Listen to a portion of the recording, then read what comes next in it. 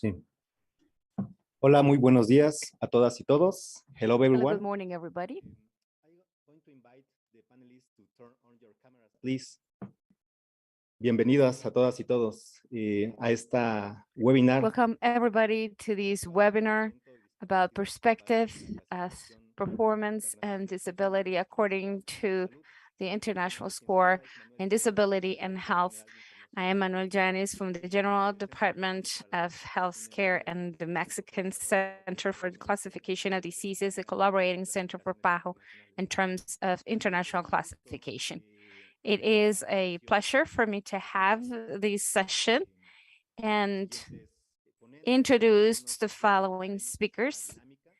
We pretty much will work this dynamic in the following way. I want to remind you, we have interpretation available in YouTube for the three languages, English, Spanish, and Portuguese. In case you want to follow us here, you can choose your language of preference.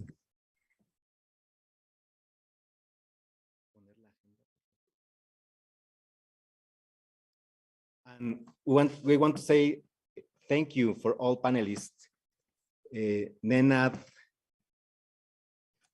Carlos, Dwight, María Jesús, Andrea Martinuzzi, Thomas Maribo, Matilde Leonardi, Masahiko Mucaino, Alacananda Banerjee, Gabriela Covache, y Karina Revirol.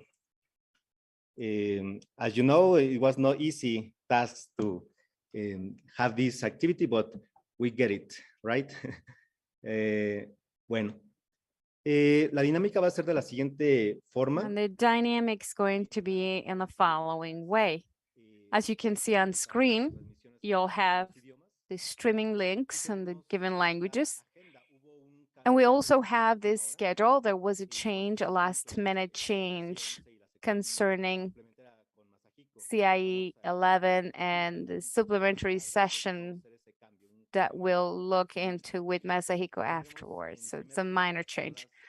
And we'll have a welcome message, first of all, with Dr. Dwight, and then with Carlos Gavel and Maria Jesus Sanchez from the Healthcare Department of Mexico, and also from the Ministry of Health in Argentina and Mexico, PAHO. And we'll start with Dr. Dwight Dadgett, the Director of International Healthcare Information and the EMAS Director in Mexico. Thank you, Manuel, and good morning, everybody. Panelistas, participantes, miembros del panel, muchísimas The gracias. panelists, those are the attendees, and everybody. The General Direction of Information in Healthcare in Mexico, through the Mexican Center of Disease Classification, wants to thank speakers and the experts and the matters, also recognizing the tight collaboration with the Argentinian Center of Disease Classification. Certainly, both CAS and CEMECE are important for the region in this case, in the classification of diseases. PAHO has always helped and provided support from the technical and logistics part, all the tasks of the region. And that's why we want to also thank them, because without their support, we wouldn't have had a good quality of information in health as we do it in Mexico. The expert speakers will give us a broad landscape on the classification of diseases, and also the shared experiences are always very useful. And in this particular, we are speaking a common language and have a common ground in these terms. This is the beginning of training activities that we will have nationwide concerning the official standard in Mexico in the classification of diseases. And certainly this webinar will lay the foundation for the broad performance in CF in its application. WHO is coordinating the network for the international classification, the family of diseases, and the panelist experts are joined together with the performance of this task. And then CE is trying to put together the evidence of the impact that brings to a person's health by these components under a biopsychosocial model. And so we want to thank all attendants and all the speakers and all the experts for your support que beneficiará a la región de las Américas. these sessions and in this dynamics. Thank you very much. Go ahead, Carlos. Well, thank you very much, Dr. Dwight, and good morning.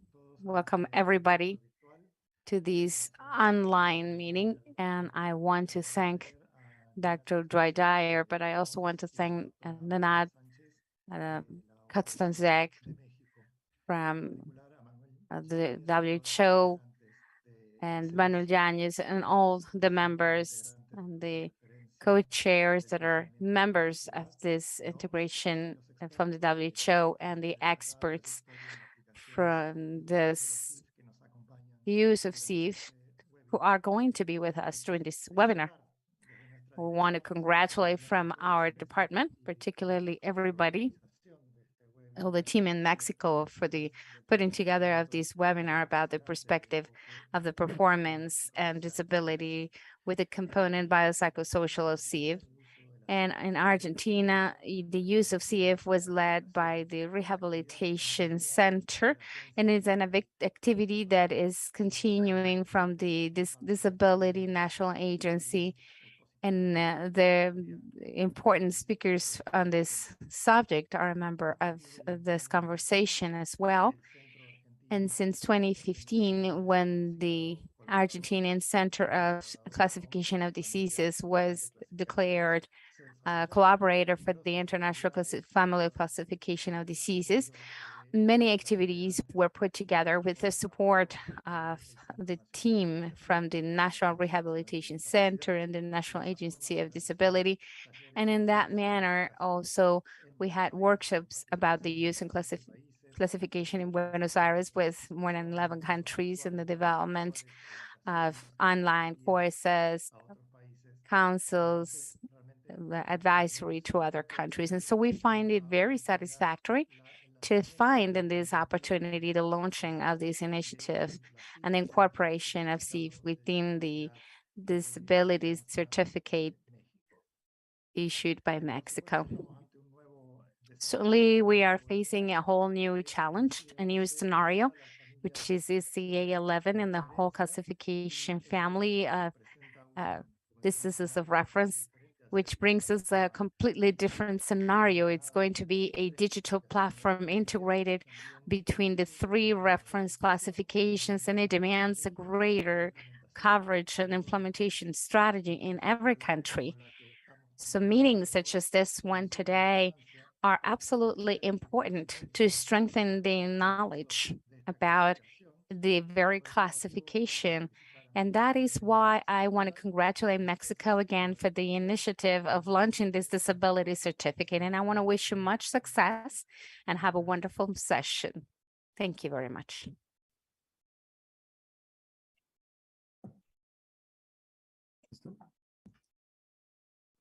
Muy buenos días a todos y a Good todas. morning, everybody, all of you who can hear us through the social media. I am Maria Jesus Sanchez. I'm the consultant in communicable diseases of PAHO WHO in Mexico. And we want to welcome you to this webinar on behalf of Dr. Juan Manuel Sotelo, who is the representative in charge of PAHO in Mexico. We are more than satisfied with the organization of this webinar today about perspectives of performance and disability from an integrating approach of CEF in this activity. As it's been said, it's part of the tasks that are being advanced in Mexico to cover the standards of the certification of disability according to CEF and the Council of the Rights of those that face disabilities. We want to thank the coordination and carrying out of this event to Dr. Dwight Dyer, who is the director of the Mexican Center for Classification of Diseases, CEMECE, Dr. Arturo Barranco, the Director of Information about the Needs of Health in Population, Dr. Manuel Yanez, the classification of the information and the technical classifier.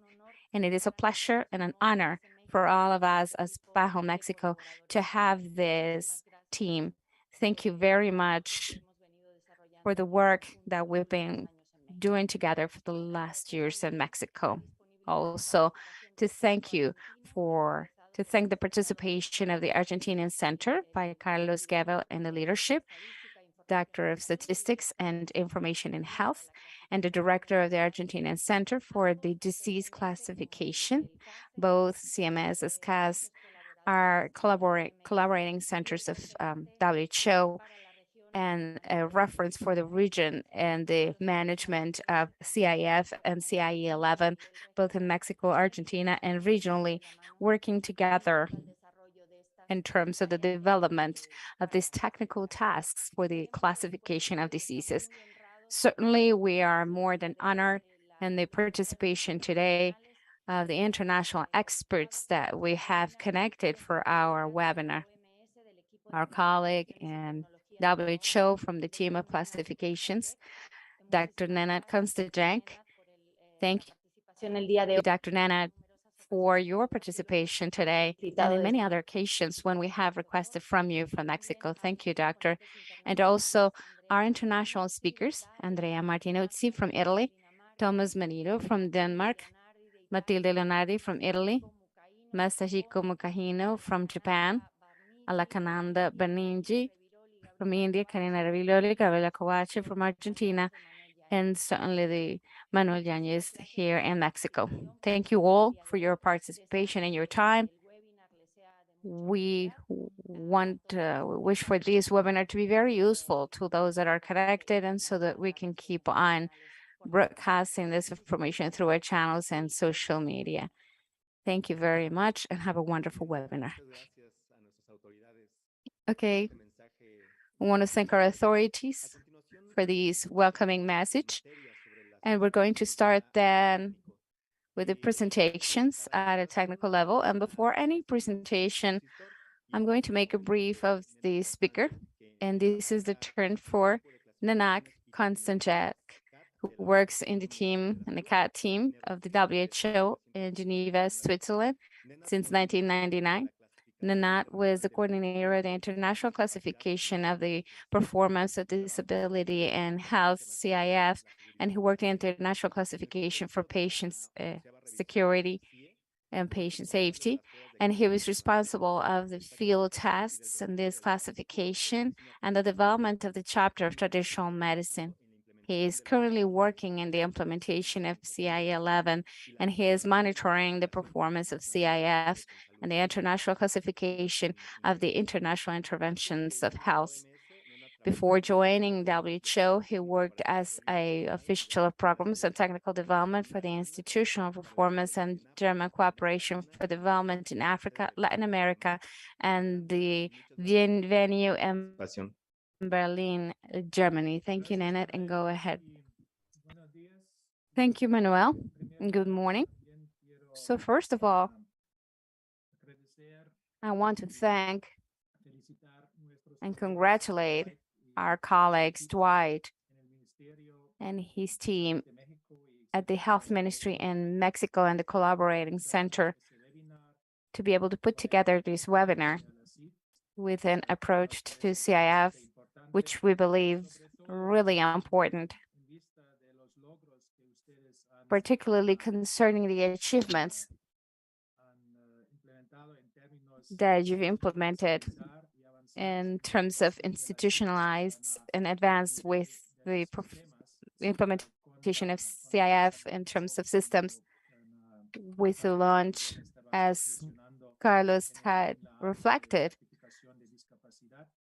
and the disability classification. And as you know, on the roof of a classification or a terminology, it is the idea is to really put together data that are updated. That's why I want to thank you, and I want to congratulate you for being able to do this in Mexico and also in other countries in the region that you've always worked with with the implementation with the various systems of health assistance and social security. And in my presentation, I want to have some short reflections concerning CIF or ICF with some of the instruments that come from it within the context of the family of classifications, and particularly to see what's our role as WHO as normative entity that sets the standards. So it's important to highlight that we are in charge of developing, keeping, and allowing the location of these classifications and terminologies. We're talking about a family that can really cover the denomination and the definition, not only about the diseases, but also the functioning and the interventions that, as we can see in this slide. But the second aspect is really about seeing the work that is being done with the standards that come with the classifications, with technologies, applications, and tools for the implementation. And one of the things that are important in here is what's being done from a perspective and the importance of highlighting. The idea is to establish and guarantee the semantical interoperativity that allows to compare these data. When we talk about the role of ICF in the classification family, it is very important to be able to reflect about what the current needs are and which are those for the future concerning functioning data.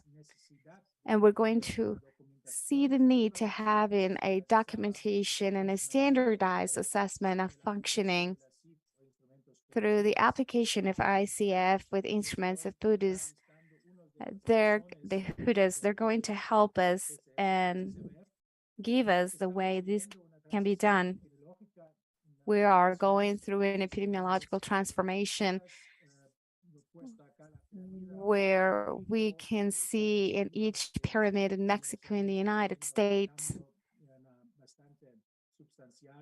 with a very substantial change. We're going to also notice an increase in expectancy of life, infectious diseases, also in non-communicable diseases increase, and the alternating performance in neoplasias and cancers and a standardized and individualized assistance, which is very important. And on top of that, we have a greater demand of data analysis that allows us to actually understand these comorbidities and to identify not only what means that disease, but also a standpoint of healthcare, where it's very important to be able to understand and knowing what is the cutting point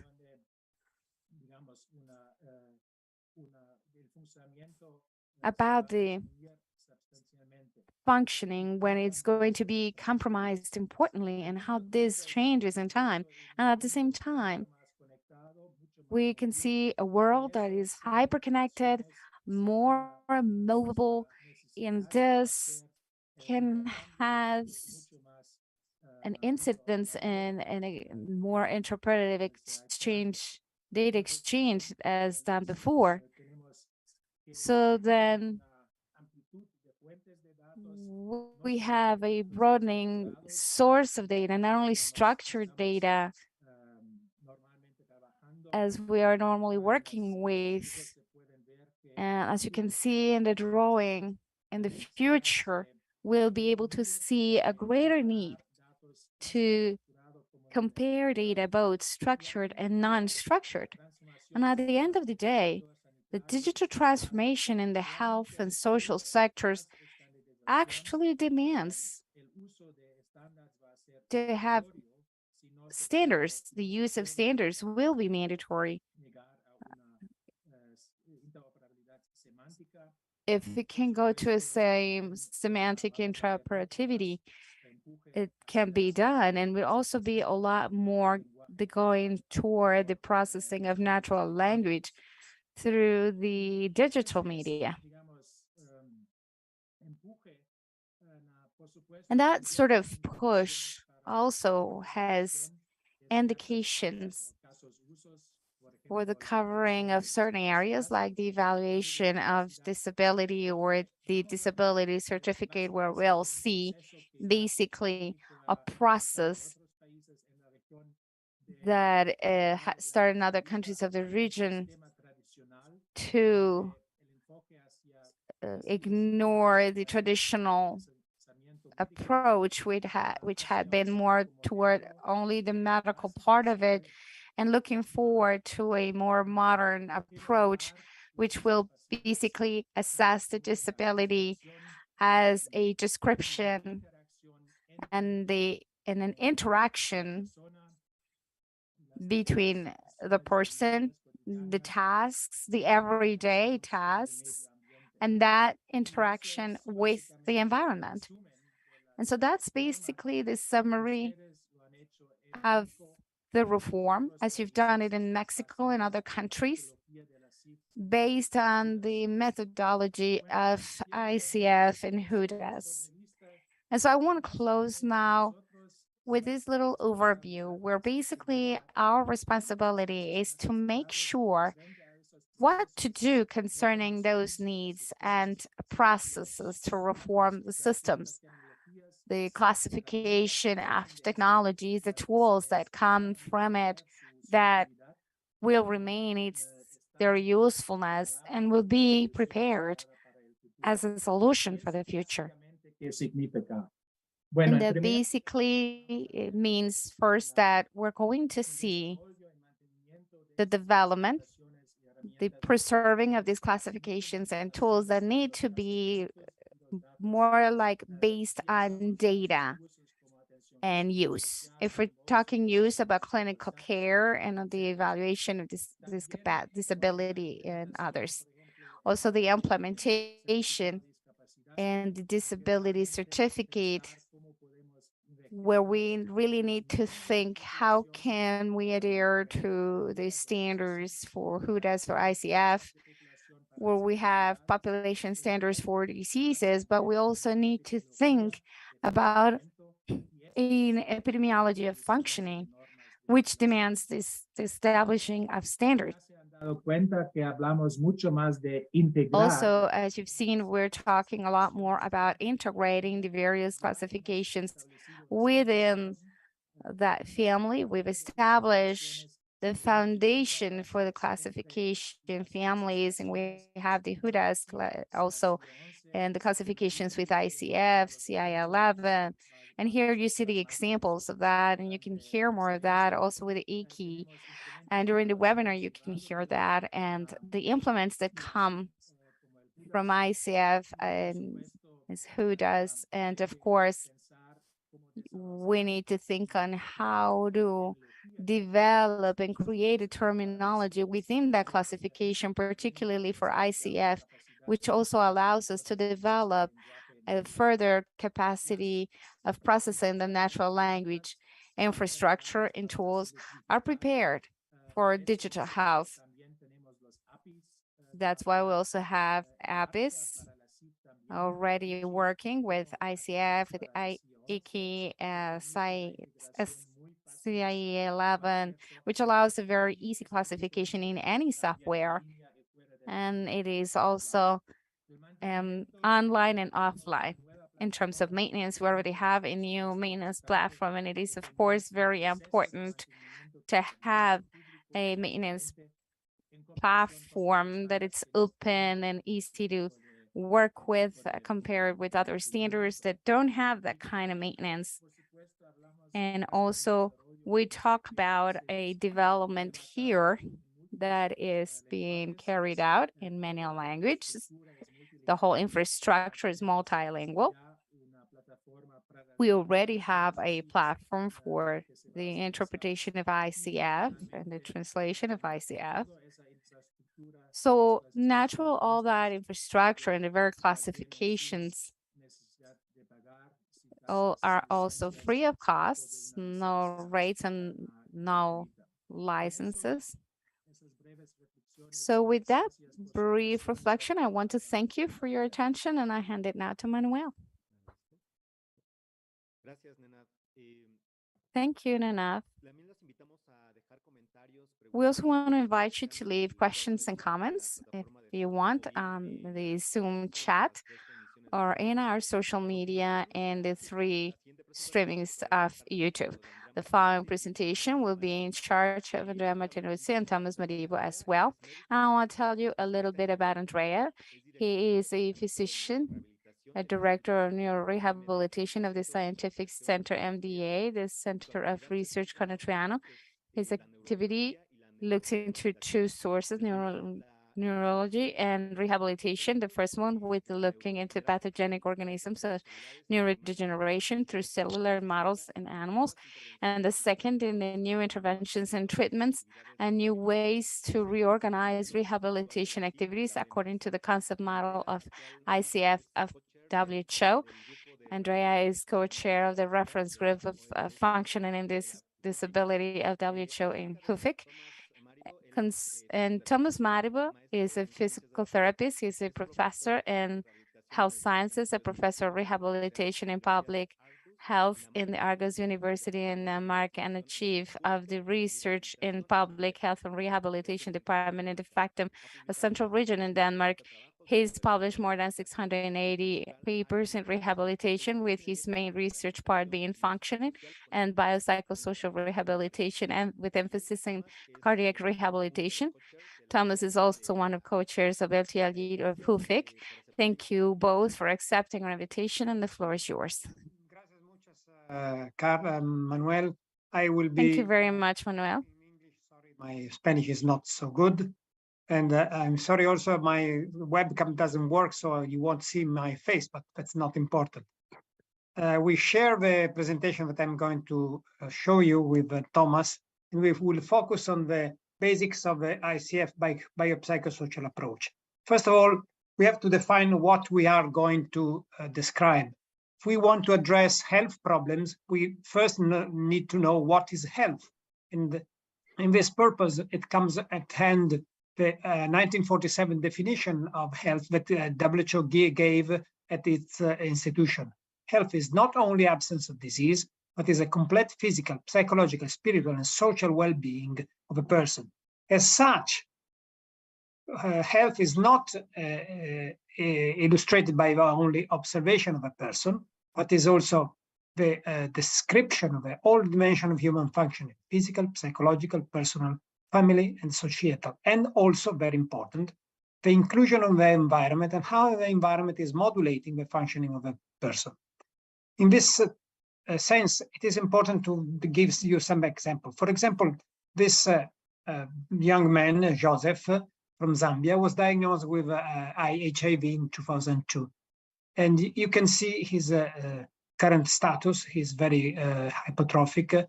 He needs constant care by his mother. And he's lying in bed, not able to do anything, not certainly work, not even caring for himself. In 2003, he was admitted to a program of drug for HIV, and the results of the drug treatment are here shown. This is the same man with the same diagnosis in terms of ICD, so the same disease is still affecting him, but his functional status is very much changed. So if we want to have a proper description of Joseph, should we be satisfied with the HIV diagnosis, or we need something else? If we need something else, we have to realize that the diagnosis is not giving us any detail, but we need to know the degree of functioning of his anatomo-physiological system, his force, his tone, his body weight, and these are body function and structures. We need to know what he can do or cannot do. He's able to eat by himself, to care by himself or not. So we need to know how his activities are developed. And also we need to know how he's participating in the societal life. This is participation data. But also we need to know what are his environment, because if a situation changed, is because the drug was available. If a situation changed, it was because the system was able to give him the drug. So we need to have also some information about environmental factors. These elements need to be taken in consideration and need to be also represented in their respective interaction, which is a dynamical interaction. It's not an interaction of cause effect. It's not a linear interaction, but is a very complex interwingled situation. Here you see a lot of pictures of known and unknown people. What are these people sharing all together? They all have a health condition diagnosis, but their way of functioning is deeply different. Van Gogh, Beethoven, Steve Martin, Julius Caesar, Christopher Reeve are all people that are well known, but their way in which they function in society was very much different, and that was due to the way in which the environment was playing with them, and the way in which their capacity was put at challenge with the environment and realized a way in which they function. So all these patients have something common, but all these patients, all these persons have also something very different, the way in which they function. What are we interested when we deal with people? With a diagnosis or with a function? We need to get both information, because the information are needed to get them properly represented and to plan for an appropriate intervention. This is, of course, very well represented by the way in which the UN Convention for the Right of Persons with Disability describe the disability and the person with disability. Person with disability is a person who has lasting physical, mental, intellectual, and sensorial impairment. So they have a problem with the body function or structure, which in interaction with different environmental barriers, so here the way in which the environment plays with a person functioning, can hinder their full and effective social participation. So the end product is how the person is able to function. And this is a condition by the interaction of the person's status and the environmental in effect. I will give you the word to Thomas to go ahead with a presentation. Please, Thomas. Thank you, Andrea. And also thank you to the organizing committee for having me here. I've been looking forward for this very interesting seminar. But to carry on from where Andrea ended, the Convention of the Rights of Persons with Disability was a part of the paradigm shift that came not just with the Convention of the Rights of Persons with Disability in 2006, but started in the 90s and not ending, but then there was a stepstone really with the ICF coming in 2001. And one of these issues is that, if you'll press, Andrea, please. You see here, it says that disability is an involving concept, and that is a disability results from the interaction. And this interaction is also shown in the purpose of the Convention of Rights for Persons with Disability. And this is also in collaboration with what Nenad Konstantin started with this morning, that this interaction between the diagnose and the environmental factors are so important. And Andrea, please. Yeah, and here you have the scheme of ICF, the ICF biopsychosocial model. It's from the very top, you have the health condition, the disease, or the disorder, whatever you have there. And if you just look at the bottom, you will have the environmental factors and the personal factors. In the middle, you have body functions, structures, activities, and participation, which is functioning. And functioning is on a continuum with functioning, high functioning, and disability on the other end of this continuum. And as you see, please go one back, Andrea. Thank you. As you see here, you have the body functions and structures. They are the negative part is that is impairment. The negative part is of the activities is the activity limitation, and the negative part of participation and participation restrictions. So, and then please, Andrea, here you have the scheme in another way, and here you see this functioning. That is you can say functioning and disability is a sandwich between health condition and contextual factors. And you can see here the functioning, which with the things that I mentioned before, and the disability as well. And they are both functioning and disability are on the same scale, but the contextual factors and the health condition is the interaction that gives this function. And one again, Andrea, please. Yeah, and if you see here, we have turned the model upside down. It's because there is errors between all the elements in the model. So you could start not with the health condition, you could as well start with the environmental factors. As we often do, you can also start with the participation, which is also, of course, very important if you're going to seek for the goal of the patient or the person, or such an assessment of functioning.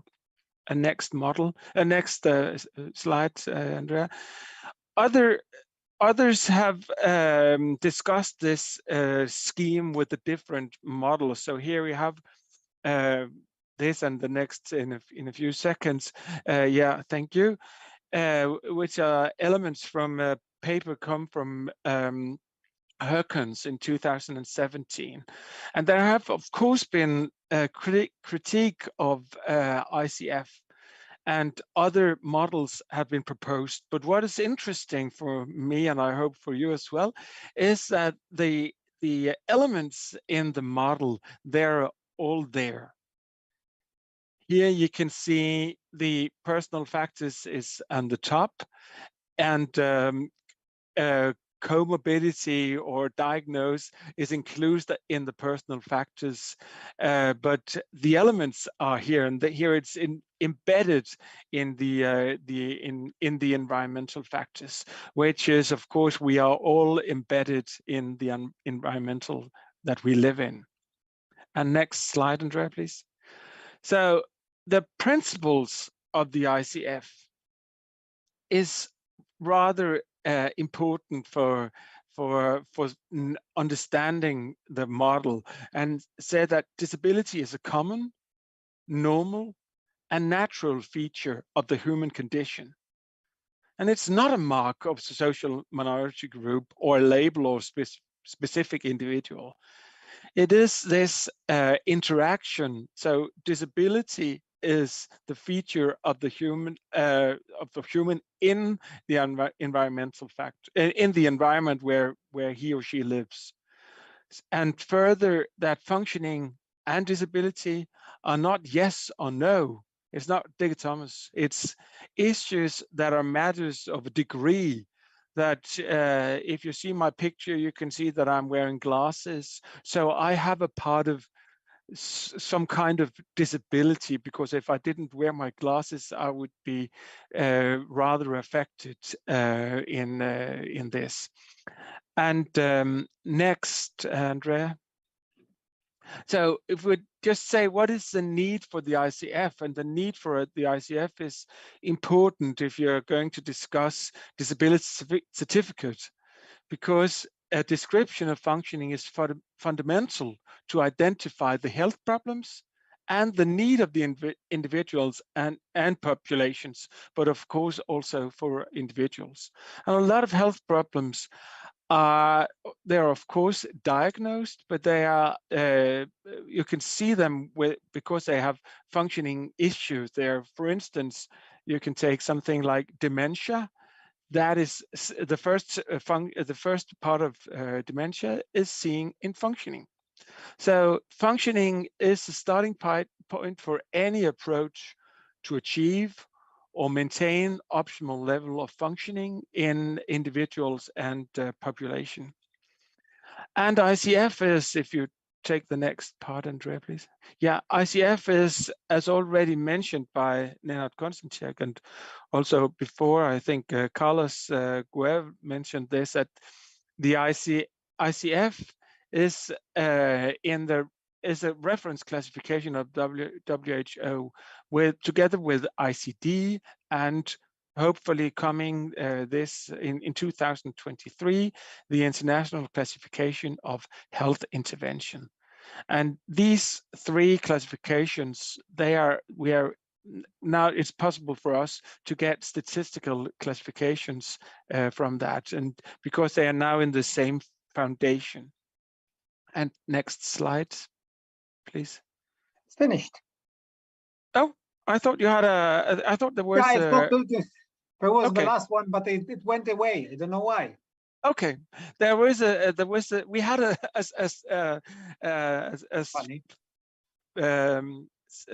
ending slide just to say that it's here. It's here. Yeah, great. Thank you. Say that the ICF is now also, as mentioned, embedded in the ICD structure, because in the ICD-11 you have 24 chapters with health conditions, and you have one chapter for special purposes, and you have a chapter for traditional medicine, and then a chapter for functioning assessment. And we will hear more from that from Masahiko and also from Matilda Leonardi later on, because here in the chapters we have HUDAS 2.0, we have also the brief model disability survey, and we have the generic functioning domains. So now we will have here, you can see the HUDAS, which will be continued later by Matilda Leonardi. And next, Andrea. Yeah, the functioning V chapter, the functioning chapter, as will be covered by Masahiko shortly. And Andrea, if you'll just stop sharing, I will just to, yeah, thank you. Just to let you know that if you're interested more in learning about ICF, there is the ICF e-learning tool, which you can find here in icfelearning.com, and I'll put it in the Q&A. And it is also here in Spanish that you could take a course, and there also it's to get more familiarized with the classification as such. So thank you for, I think from Andrea Martinucci and myself being co-chairs from the FDIG. So thank you. Muchas gracias, Andrea y Thomas. De nueva cuenta, estamos pendientes. Thank you, Andres and Thomas. We are taking into account your comments on YouTube as well as on the Zoom platform. Next, and with this change that we did in the last minute change in the agenda, Masahiko Mukaino. Masahiko is a physician specialist in rehabilitation, teacher of the medicine department of rehabilitation in the University Hospital of Hokkaido, in the Department of Rehabilitation Medicine in this university, in this university. The area of interest on the development of methodology to quantify the motor capacity and the activities of patients in rehabilitation. Masahiko is member of FDIGO. Thank you very much. The floor is yours, Masahiko. Yeah. Thank you very much for introduction. So my name is Masahiko Mukaino from FUFIC Japan Center, and I am also working in the Hokkaido University Hospital, which is the north part of Japan. So I would like to talk about the ICD-11V chapter, which is a newly added functioning section in the ICD-11, most recent version of ICD. So, I will add some efforts to implement ICD-11V chapter in Japan. Okay. So ICD is the international classification of disease, and WHO has launched the most recent 11th revision of ICD in 2019. So this is the ICD-11 website, and you can see the ICD-11 browser where we can check the categories of ICD-11 on the online. And if you go to the website, you can see the ICD-11 classification like this. And one of the important changes for us in 11th revision of ICD is that there is a new supplementary section for functioning assessment added as Chapter V. And Chapter V includes the FUDAS, which is WHO's functioning assessment tool, which will be mentioned by Mathilde after this presentation, and generic functioning domains, which consists of categories which are picked up from ICF.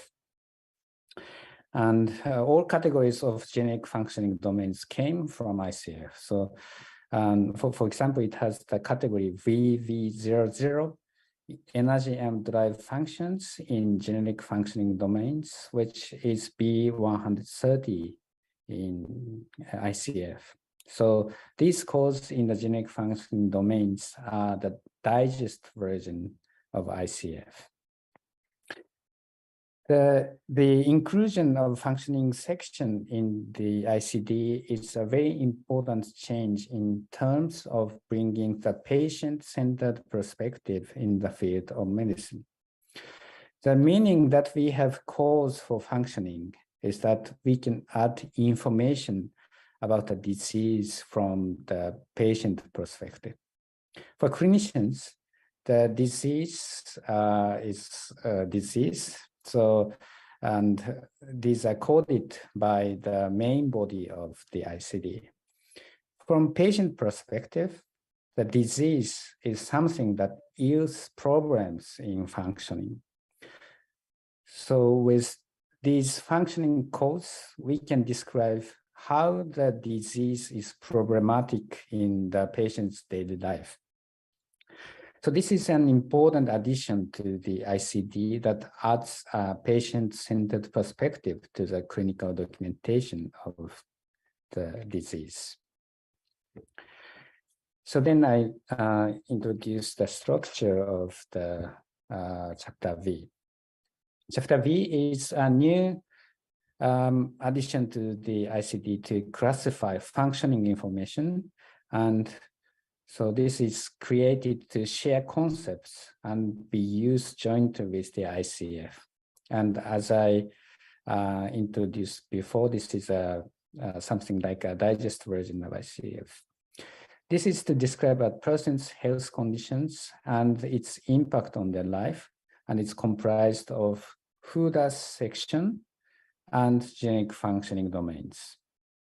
FUDAS is a generic assessment instrument for health and disability developed by WHO, which will be introduced in detail in the next lecture by Mathilde.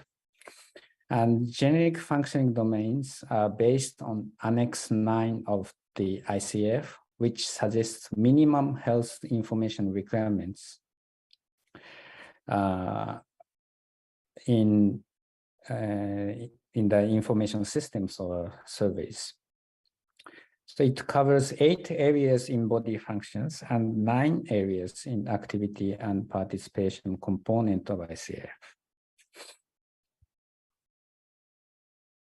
So I think Mathilde will talk on FUDAS in detail. So I don't go into detail here, but just would like to show the short summary. FUDAS is a generic assessment instrument for health and disability used across all diseases, including mental, neurological, and addictive disorders. And with this, we can identify the standardized disability levels and profiles. Previous studies have shown this is applicable across cultures in all adult populations. And FUDAS is linked to ICF, and we can measure the functioning ability with 6 domains, which are cognition, mobility, self-care, getting along, life activities, and participation. And basically, this is a questionnaire which is good to evaluate the subjective perception of one's health, which is very important in patient-centered care. In contrast, the generic functioning domains is a list of code that represents most common functioning problems. This list can be used by clinicians to sorting out functioning problems we face in daily clinical practice. The information may be in electronic records or paper-based medical record systems, and can be summarized in this digest version of the ICF. ICF has more than 1,600 categories, but generic functioning domains have only 44 categories. So this is very useful for busy clinicians as a digest version, but this is only a short summary of ICF. So it's not a replacement of the ICF. So when we need to go into details of the functioning, we should use ICF. The difference between the FUDAS and generic functioning domains is that the FUDAS is a clinical scale that is standardized, while generic functioning domains is a code set intended to represent a patient's functioning profile, and it's not intended to be used as a clinical scale. So in the future, we may find some ways to use it as some kind of a brief scale, but at this point, it is simply designed to illustrate a multi-dimensional profile of functioning information. So there are many possible purposes to use these generic functioning domains in clinical setting. So, for example, summarizing functional status, goal setting, and monitoring change. They can also be used to communicate functioning information among health and welfare workers across the continuum of care. This is already done with many kinds of clinical scales, but some patients may have problems out of the scope of such clinical scales. And we also use several kinds of clinical scales. So in such cases, we have to add some combine several clinical scales, and also we may add some narrative information. So it will be a patchwork of different types of information.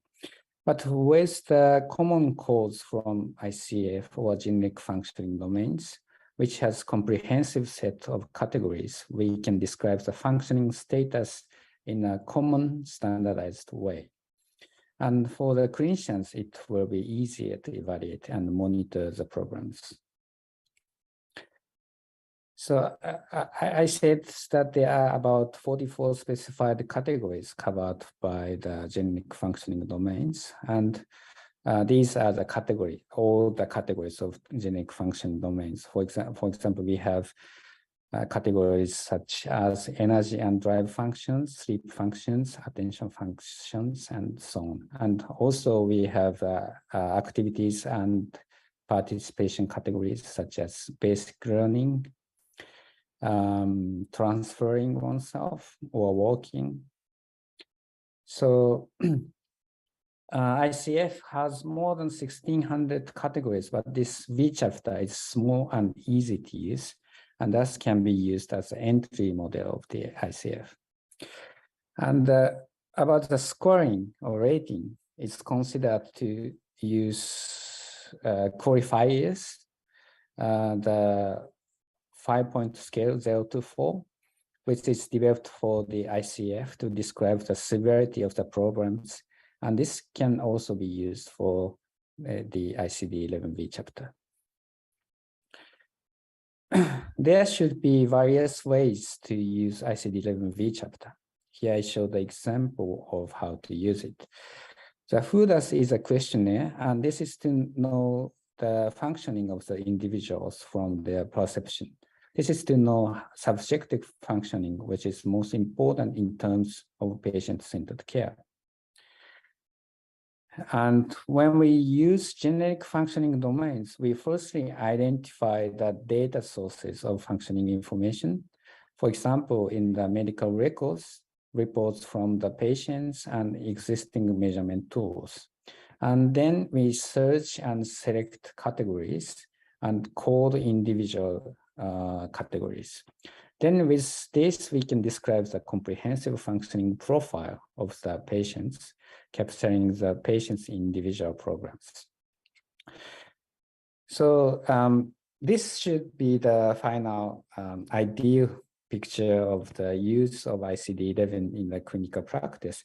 But in reality, the process to identify the information sources, to select the categories, and to code each category requires some effort. And for clinicians, this may be too much. So here we may need some tools to support clinicians to code, especially when we use generic functioning domains. For this purpose, FUFIC Japan Center have been working on development of supporting tools for clinicians. For example, we have developed a rating reference guide for the ICD-11V chapter, developed word phrase dictionary for ICD-11V chapter and ICF, and developed a short list for clinical use. And now we are working on the development of the rules for data transformation from existing scales to qualifiers.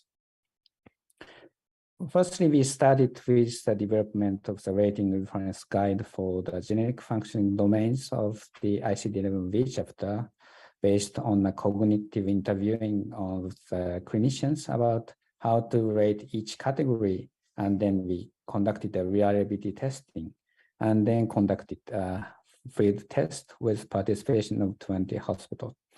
So note that this is not an official work by WHO or FUFIC network, but this is a local pilot study by FUFIC Japan Center for promoting implementation. And we also have developed a word phrase dictionary for V chapter, and we have developed a dictionary with and we have also developed a preliminary web search system for V chapter and ICF course. And then we have developed a short list for clinicians for their use in the daily practice. So for this, we have conducted a survey to ask clinicians what kinds of functioning they think is important in patients' daily life, and developed a category sets which can be used in the daily life of the patients based on the results of the survey.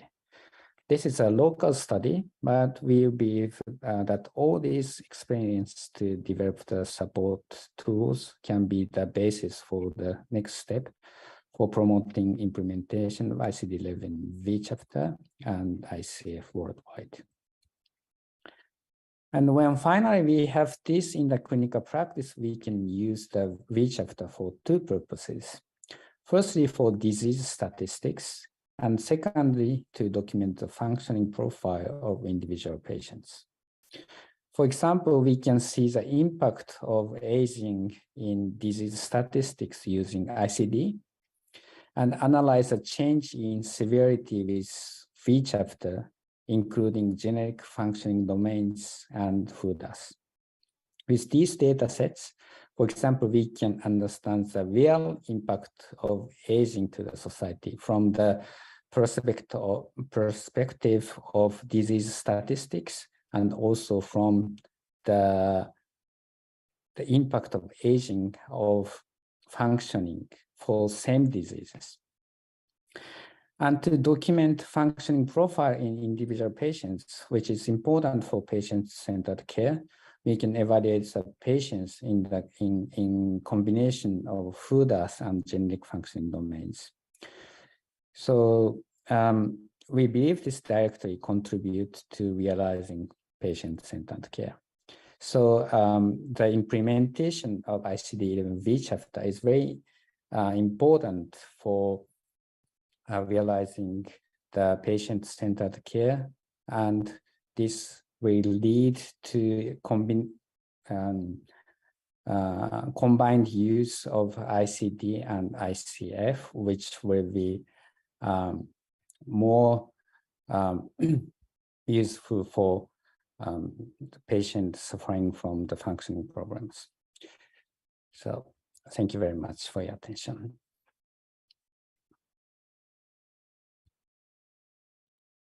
Muchas gracias, Masahiko. Y sabemos que no es Thank you, Masahiko. And we know it's not easy in Japan right now for this participation. So thank you very much. Next, so the following part is Who Does? The Instrument Aligned to ICF by Matilde Leonardi. About Dr. Matilde Leonardi, we have to say, she is the Director of Neurology, Public Health, the Unit of Disability, and the Director of the Center of Collaboration, Fondazione, and CSSR, Carlo Besta in Milan, Italy. She is a neurologist, pediatrician, children neurologist, expert for WHO. She is the co-chair of Neuro-COVID Forum of WHO and the director of Essential Neurological Services and a member of the the Global Research Center. She's got many papers on these topics. Matilde, thank you very much for accepting the invitation, and the floor is yours. Thanks a lot. I'm sorry, I will speak in English, but I want to thank Manu Yanes and all the organizer for this very important invitation to speak about the FUDAS and about the different elements that constitute the assessment of disability. Okay, let me see how I cannot move the slides. Wait. Okay, I will briefly speak in this presentation. Why is disability assessment important? What is FUDAS? The link between FUDAS and ICF, the advantage of FUDAS over other instruments, how you can use FUDAS, the type of FUDAS, the training in the use of FUDAS that you can sort of have, and there are some questions to which FUDAS is responding, how you score with FUDAS, and how FUDAS is used worldwide for disability eligibility, which I think it is also interesting for Mexico and for the presentation that will follow after mine. It has been said also by Masahiko, who has been speaking before me, that it is important to clarify what it is an assessment and what it is a classification. The functioning properties of the ICD-11, which have been very, very well described by him, very clear presentation, Masahiko, thank you so much for that. It is like making a picture. You put in the screen all the characteristics of the person, the diagnosis and the functioning, but you don't say how much this functioning is altered. And the diagnosis alone is not enough to understand the full lived experience of how much that disease in that context is impacting on the functioning of the person. Is the person able to work, to carry out the routine, to fulfill his or her role at home, work, school, or in other social areas? If you say only the diagnosis, you will never have answers to these questions. Disability is usually intended what people cannot do when they are ill, which is not what is functioning. And disability, according to the ICF, we have been heard that disability is an interaction between a health condition and the environment. Also, the scenario is changing. I think in Mexico, as much as in Italy, in Japan, and in many parts of the world, population is aging, and in general, even after COVID, we have an global increase of disability. So we really need, in this epidemiological transition and in this increase of disability worldwide at all ages, more specific methods and more standardized methods to assess disability and compare this information. We can say that the WHODAS, in a sense, is implementing ICF because it's helping to add information to diagnosis. Diagnosis alone, it has been already said, is not telling information like service need, level of care, prognosis, length of hospitalization, eligibility or not for disability benefits or pension, work performance and social integration. So WHODAS, that's something evaluating the disability, is helpful for healthcare and policy decision, to identify needs, to measure outcomes, to set priorities, and particularly to allocate resources. So the WHODAS is to provide a standardized manner to measure health and disability. This is what WHODAS is doing. And there are 6 domains that are measured by WHODAS. Cognition, that is understanding and communication. Mobility, moving and getting around. Self-care, like dressing, eating, staying alone. Life activities, like domestic responsibilities, leisure, work and school. And participation, like joining community activities, participating in societies.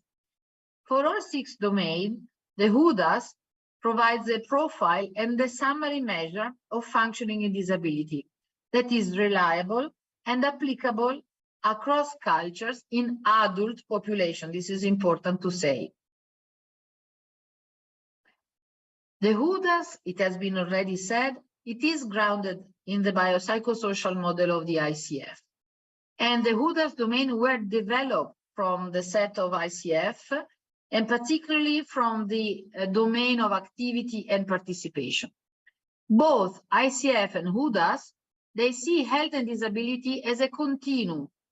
And I also think that this is normal. When can you say that you start to be disabled? So disability, it's an alteration in functioning, and this continuum is the characteristic also of the functioning as intended by the ICF and WHODAS. But as Masahiko said, ICF is not used and should not be used to assess and measure disability. And this is why the WHO developed the WHODAS to answer to this need. WHODAS is directly linked to the ICF, and there are many instruments. And I also assume that, for example, in Mexico, you have many instruments to assess a disability, but none of them so far is related to ICF. And in many times, most of the assessment instruments, when they assess disability, is not clear if they measure symptoms or subjective appraisal or disability. So WHODAS is unique. It covers the ICF domains and applies to all diseases. So it's etiology independent, can be used for physical, mental, and substance use disorders. It was developed by the WHO using a broad international testing, and it was tested in many different cultural settings and health populations. And it was very sensitive to change, regardless of the socio-demographic profile of this study group. So in terms of technicalities, we can say that it is a very solid instrument, is highly reliable. All items were selected following structure, statistical methodology, and this structure remains constant within cultures. So it is really something that it is very useful and it was missing in terms of international measurement. The self-administration of WHODAS, the one that you give to people, to patients, it takes around 5 minutes. While if you do with an interview, it takes 20 minutes. It is easy to score, is in the public domain, and is available in more than 30 languages, including, of course, Spanish.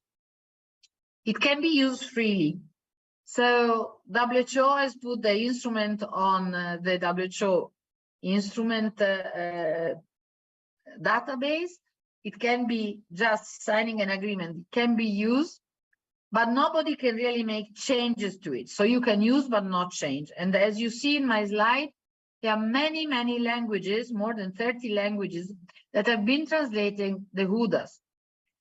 The WHODAS is available in different types. There is a 36 item or 12 item self-administered. It's a pen and pencil, or it's also informatized. And the 12 version is very much used and useful for quick assessing of data at population level on disability. It can be administered in person with an interview. There is with 36 items, that is the most used, or the Os 12 36 itens, que são os mais usados, não é tão usado uma versão que chama 12 itens, mas 24. Precisa uma capacitação para ser usado, mas não é tão difícil. E também temos uma versão proxy de 36 ou 12 itens. Essa é usada quando temos pacientes que não conseguem responder, então faz uma pergunta da função de deficiência para os membros da família, os cuidadores, e assim consegue uma resposta. Temos também uma classificação familiar da OMS, temos as 3 referências de classificação, temos as possibilidades de avaliar as diferentes classificações que estão disponíveis no ICD-11, mas muitos ainda estão usando o ICD-10. Então, a transição, o que nós sugerimos é usar uma combinação das classificações da ICD e ICF, e tem outra que é ICHI, Classificação Internacional de Intervenções em Saúde. Because together they complement each other.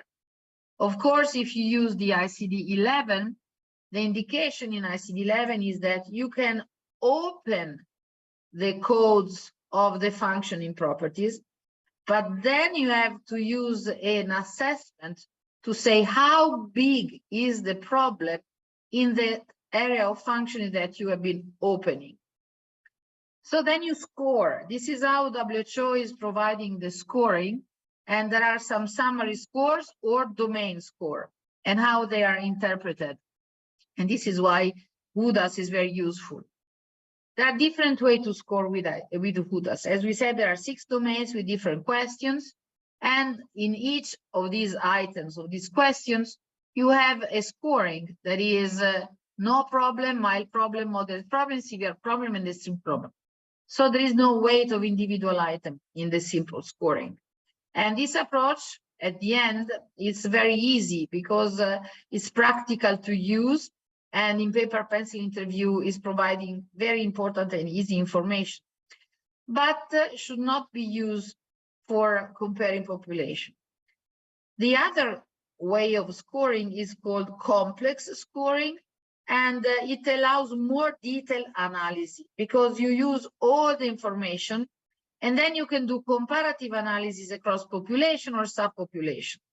There is an algorithm that is provided by WHO and available from WHO website that is giving different weights to each individual item of the WHODAS. So you have a total summary measure of disability that goes from 0, no disability, to 100, full disability.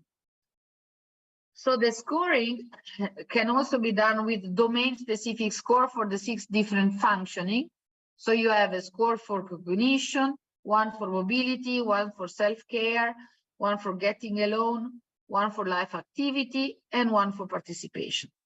Of course, if you use the domain score, you have more detailed information than just the summary score. And this can be useful, for example, when you want to compare two populations, same diagnosis, and then you look which are the different domains that can vary in terms of scoring.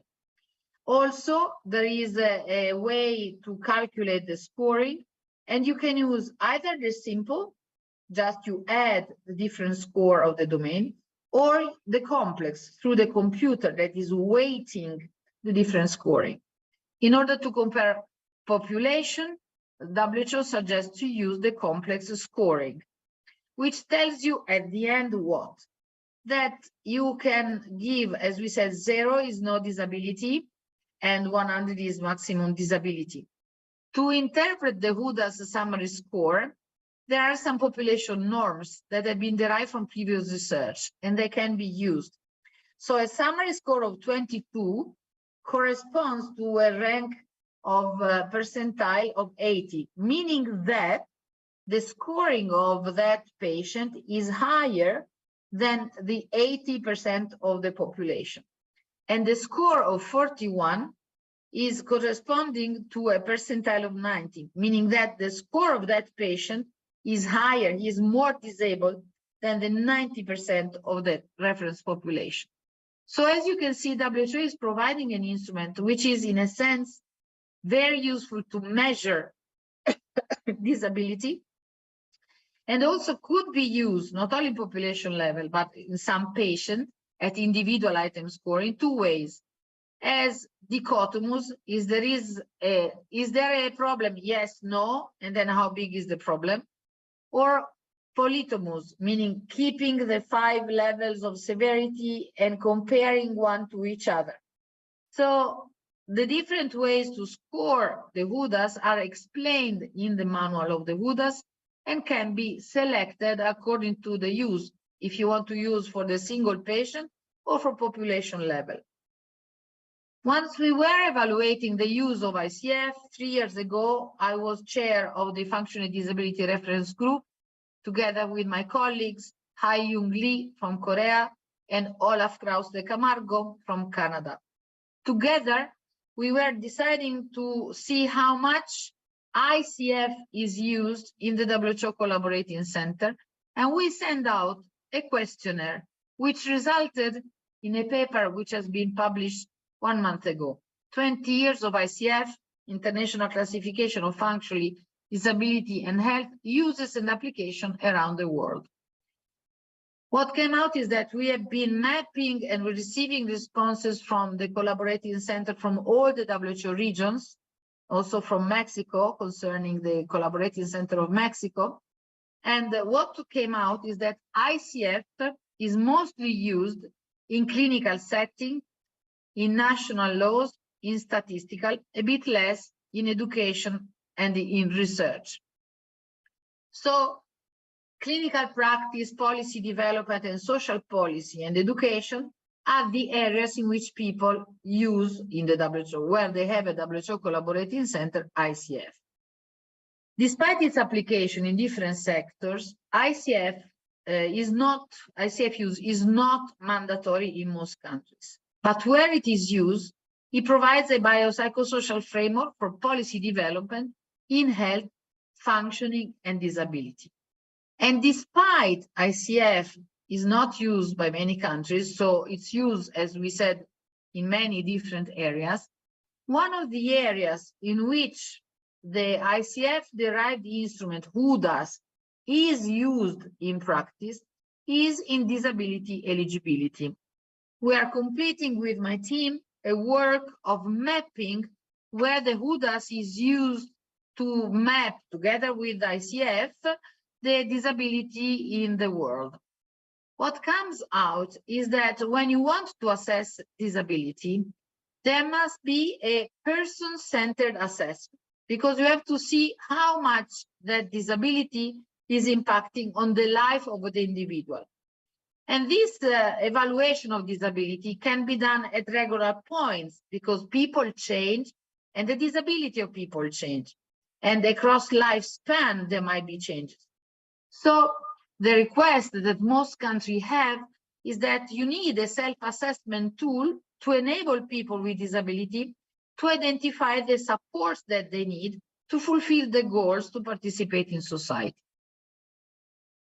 Eligibility for long-term support has to be related to functioning disability and the need for this support, meaning that eligibility criteria should go straight to the purpose of the funding, service, or program and the related description, meaning that health condition alone is a surrogate of disability, is not the real description of the disability of the person. Because knowing a person's health condition is useful information, but is not relevant alone to define eligibility for long-term support. So condition-specific criteria, for example, defining that to all the people with Down syndrome, you provide a certain help, is highly problematic when you want to define a more tailored and more precise disability scheme. And this is very critical. Why? Well, because the person with disability, they have to go through a eligibility process. And this process can be successful or not. And in this process, it has to be verified that they are entitled to receive support, benefits, money, or other. Policymakers usually, when they do the eligibility process, they see as a way to make resource allocation, and they need to understand to whom they have to give this resource allocation. And this is to be sustainable also for long term, and it has to take into account how much and how many are the available resources. But disabled people usually, they need to have a process that is assuring that the money available is really used for them to answer to their needs. So everything is very sensitive and everything is very complex. Also, when you do disability eligibility, there are different steps. The disability assessment is what is the extent of disability, what support is required, what barriers to participation are faced by the person. This is the disability assessment, which is different from the disability determination. That is saying, is the person considered a person with disability under the legal definition of the regulation of this or that country, under the relevant regulation of the economic scheme of the country. And so after the disability determination, so if the person, according to the law of the country, can be defined eligible, then you have eligibility, meaning that which services, products, or benefits is the person eligible for.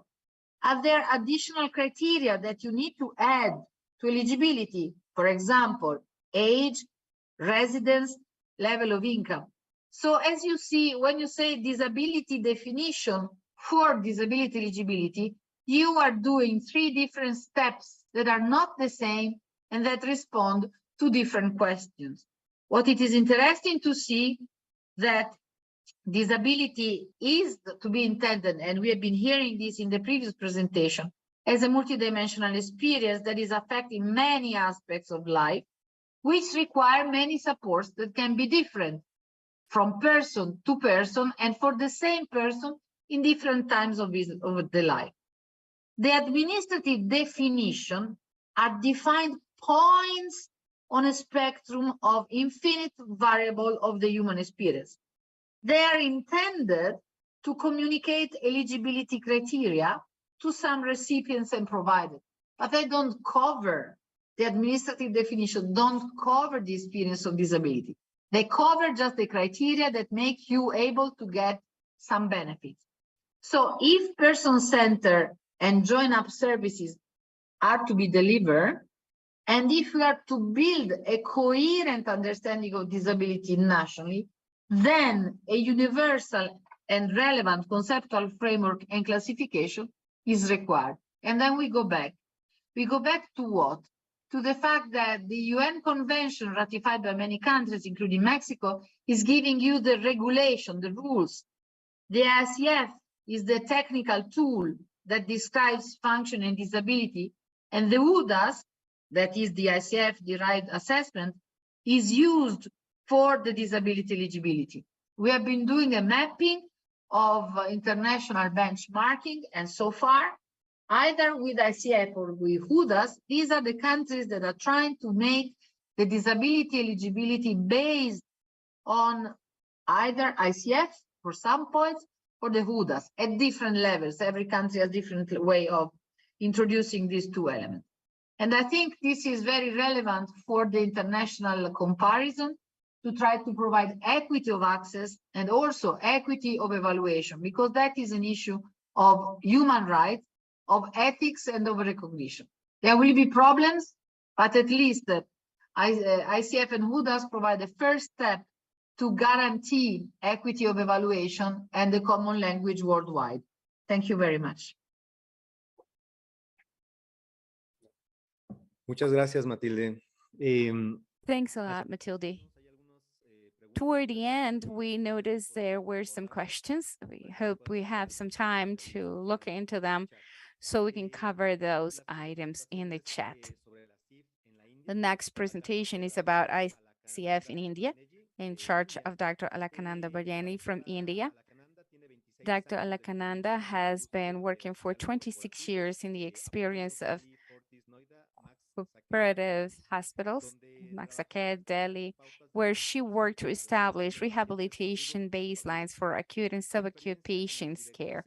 Her experience in the guidelines of ICF and WHO since 2007 has helped to deliver workshops in academic institutions within India. In 2009, she investigated the community rehabilitation guidelines to restore functionality within the setting of patients. Dr. Alakananda is the founder of the Dharna Foundation institution in India, registered in New Delhi in July 2010. Alakananda, thanks very much for accepting the invitation, and go ahead.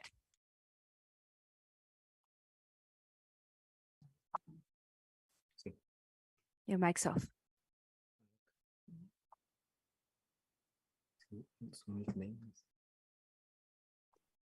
Dr. Aloka, it seems as your mic is off. Yeah, so good morning, everybody, and I'm speaking from India. I stay in a place called Kolkata, which is on the east part of the country. Today, I'll be talking about ICF in India. I'm overwhelmed with the lectures that I've heard till now, and I'm wondering how much I have to learn more. So when Manuel asked me to present something about ICF in India, I thought it can be a model for many developing countries as to where the struggles are and where really the WHO and the ICF pioneers can help us. So that is what I'm going to put forward today, my journey and what we are in India doing. So a little bit about India. We are a huge country, and we are having a population of 1.211 billion. That was in 2011. And we are the second most populated in a country in the whole world.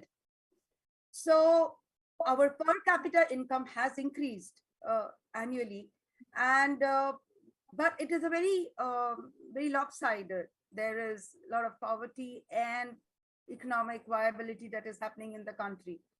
So the information technology services in India is doing very well. And so there is a poverty and inequality.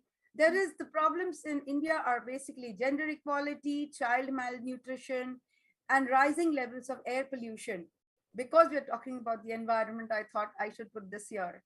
And the positive part is the literacy rate of India has gone up by 77.7%. And we are a huge democratic parliamentary system in India.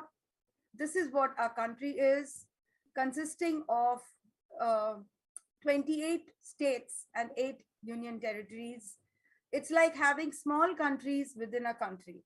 So Yeah, because each state, these 28 states, have their own culture, have their own economics, have their own government, the state governments, and overall we are ruled by the central government, whose headquarters lies in New Delhi. So so you can imagine the difficulty of having the Himalayas in the north of the country and the Bay of Bengal in the east, and the Arabian Sea on the west, and the Indian Ocean in the south. So that's what India is, right? Yeah. So let's come to the healthcare of India. So where do we really stand now? So we have major components are public and the private healthcare system, and yeah, so the public healthcare system, which is run by the government, is providing healthcare facilities to the basic grassroots level through primary healthcare centers, which is mainly in rural and sub-rural areas. And the private sector is providing healthcare to metros, tier 1 and tier 2 cities. There is a large pool of well-trained professionals, of healthcare professionals in the country. And as you know, the Indians are doing well abroad because our medical education is pretty strong. And yeah, so it's not only just the physicians, it is also allied health professionals and the nursing professionals who form the pool of the healthcare industry. It's also a very cost competitive country because the cost of healthcare, of surgical or medical care in India is much lesser. So we have a huge medical tourism industry that is booming, where people from all over the world are coming in for treatment to India. Okay. And then the last point is a good R&D activities where scientific and innovative ideas are being, are encouraged in our country. So I'm going to talk about a little bit about our political, the scheme of the government, which is called as Ayushman Bharat. The Ayushman Bharat scheme is the insurance scheme that was launched by the government around 2 years back, or it's like, yeah, within the COVID period. This particular, I hope it opens, yeah. So as you can see, the Ayushman Bharat is basically a creation of 1.5 lakhs of health and wellness centers all over the country. So thinking of ICF, so we have got these centers which can capture information right from the grassroots level.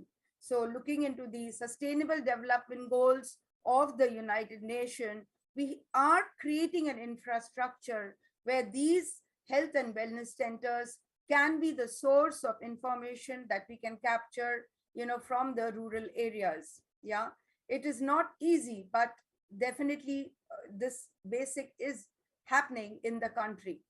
Okay, so yeah, so as we understand that these primary healthcare centers are not only may not be run by the physicians, they are run by an allied health professional or by nurses. And so training of the ICF, can be done by these professionals. And I was really impressed by Dr. Masahika and Dr. Matilde about how do we really convert the ICD and take the functioning and disability. And I'm looking forward to hear more about disability certificates from, how do we capture the disability certificates from the population, from the next speakers. Yeah. So now let's understand the point of, the ICF training in India. So what's really happening in the last few years? The ICF training in India started somewhere around 2000 and maybe 12. And these are the institutes which are carrying on, the government institutes which are carrying on the ICF training in the country. There is, these are all the portals that I've put forward so that you can look at it. And so there is Punarbhava, and there is a government medical college in Chandigarh, which is on the north part of the country. And also interestingly, you know, the MBBS or the basic medical education still doesn't have ICF in its course. And so the physical therapy and the occupational therapy have started ICF in their education and the undergraduate level. Yeah, so the MD or the Masters of Doctorate, the MD after MBBS, they have the course of ICF in their DNB, which is called on physical medicine and rehabilitation. So it's definitely a great start where the physicians are being taught about ICF in their postgraduate degrees. We have a Rehabilitation Council of India, which envelops all the rehab courses in the country, the speech and language audiologists, the special educators, psychiatrists, diet. So the Rehab Council of India also, you know, appreciates such type of training, you know, in pockets of the country. Okay, so and then the last and not the least, we have the Directorate Government of the Health Services, which under which falls the Central Bureau of Health Investigation, which is the CBHI in India, which also has training of ICF for training personals, which is again run by the government. So this is what is really happening in the government. But I think you will be able to appreciate India is a huge country, and you know, pockets of you know, government run trainings are just not enough for this type of a population. Yeah, so yeah, so you know, so then what are we doing? We are in the private sector, so what we are doing, or what have we done? So I'm going to just talk about my journey so you can understand, you know, what have we really done. So my journey of ICF started somewhere in 2007, where I had an intern from Italy who had come to work with me in, you know, in the hospital that I was heading.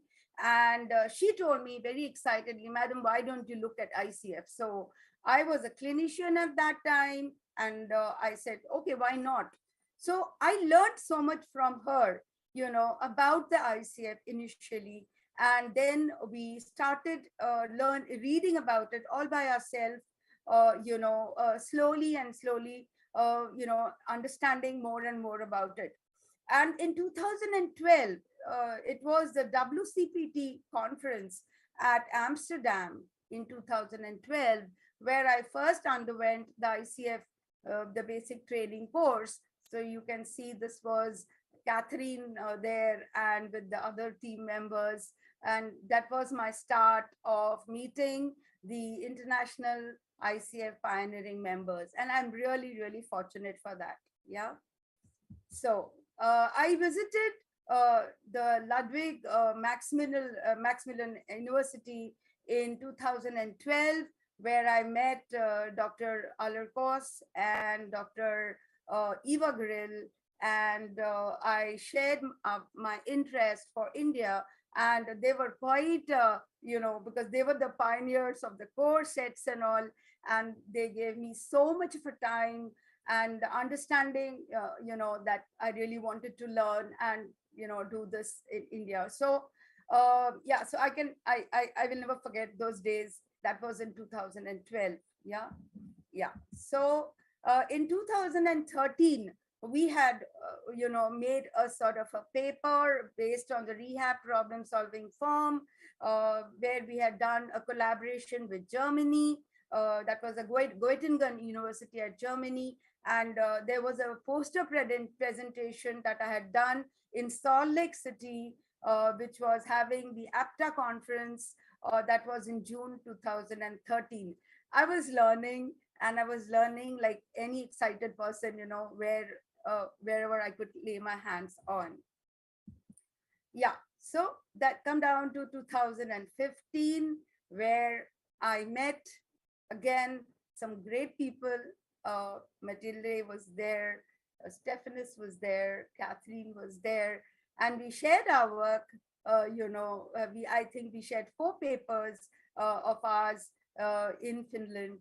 two as posters and two as on stage. And, it was again, I was more confident. Okay, we are going on the right way. Yeah. So, yeah. So that was what happened in 2015. This was, I think, the first ICF Education Symposium that was in Helsinki, Finland. And of course, I will never forget Heidi, who really encouraged and motivated me to carry on.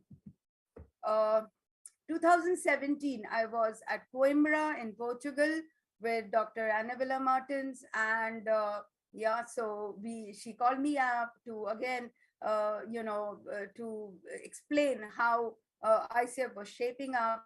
And that was a time we were already, remember, I was in the hospital and, using ICF, the core sets now, studying and putting it forward. I was working in a super specialized hospital in all type of cases, like breast cancer, COPD, and stroke and spinal injury patients. And, and there I was sharing my experience of how it was really, changing my attitude toward the patient-centric care as a clinician. So that was what my role in Coimbra was. And Dr. Annabella Martins was a great supporter, where we have worked much in before that also. So this was the work. I mean, this is a very, very nascent work, but I just want to show you what is it that we really did, in terms of right now. We just heard from Thomas that the e-learning tool has come and the e-documentation forms have come. So what we really did in 2010, I'll share a bit over here, where we used the illustrations, the ICF illustration, which was made by Tai Takahashi from the University of Health and Welfare in Japan. So again, really a lot of thanks to him. Remember, we were struggling to understand at that time. Yeah. So here we used this particular software for our, to collect the codes of the ICF through our small notepads. And this work was happening in the field, so the survey that we were doing, and this particular active aging guideline were, of course, the WHO guidelines of active aging. And, so there were 15 physical therapists who was going from home to home, after getting trained on ICF. And this is how we collected the information on our software. So I'm going to share this, provided it works. Sorry. Yeah. So, okay. So this is what we did.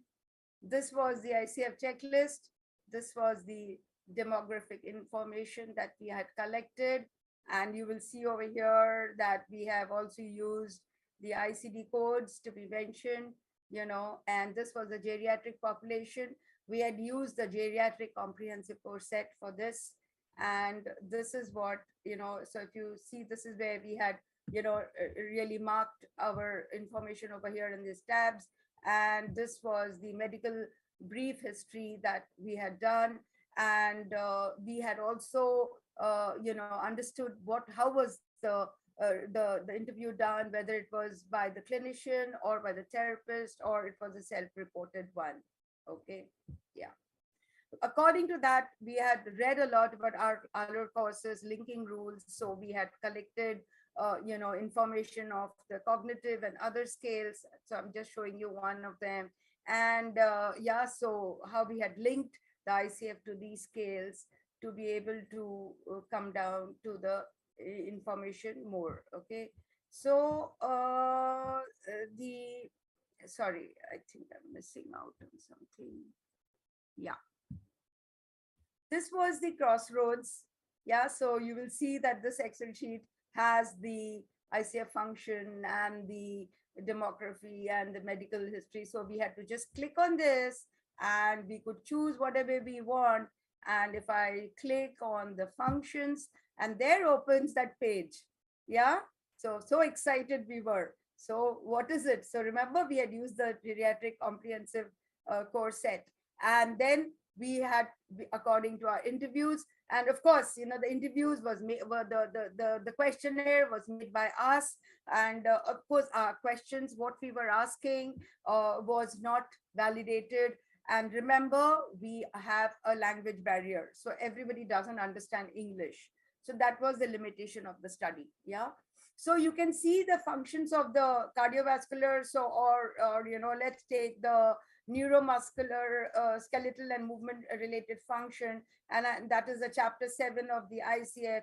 And then we click more, and then we go to the next category. So you can see again, as the interview goes, we could, how the illustrations really helped us and the patients, because they could see the figures and understand that what we were telling them. So that really helped us. Yeah. So, so you can see the muscle functions, and then we went more into maybe the muscle endurance function. And then accordingly, we were, using our qualifiers or, the facilitators or the barriers. So that is how we were doing this. And yeah, so if you look at the environment, again, we had got the 5 chapters, and then we had, like regarding the health professionals and how, it could be used more, and, with this type of an understanding of that particular picture was there.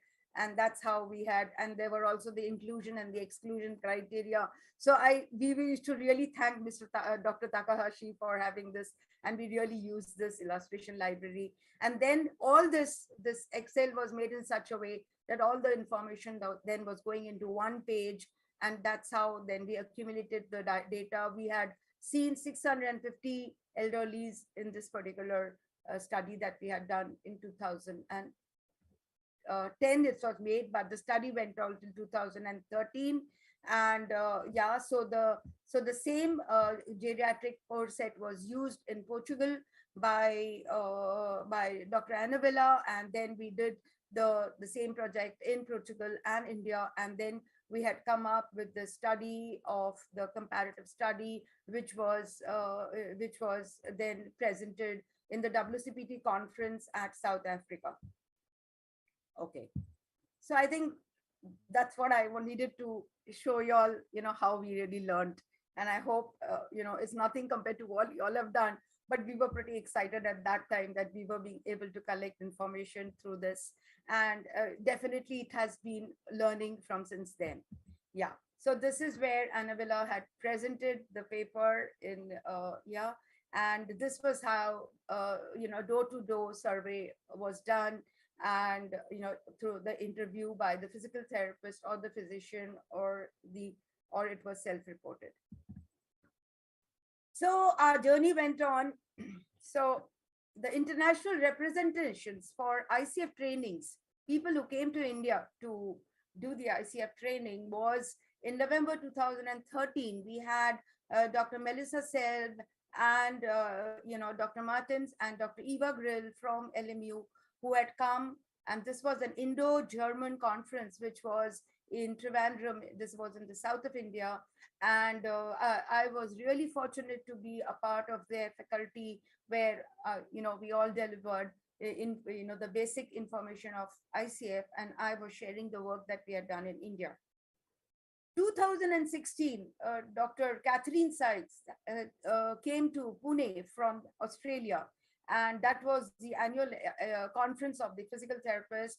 And she again took a basic education ICF training in 2016, way back that time. We, from our side, the Dharma Foundation of India, we have continued with the trainings in the country in various parts. And I just a little bit share about it, that this was in Karnataka in 2019, and then we have it in Assam.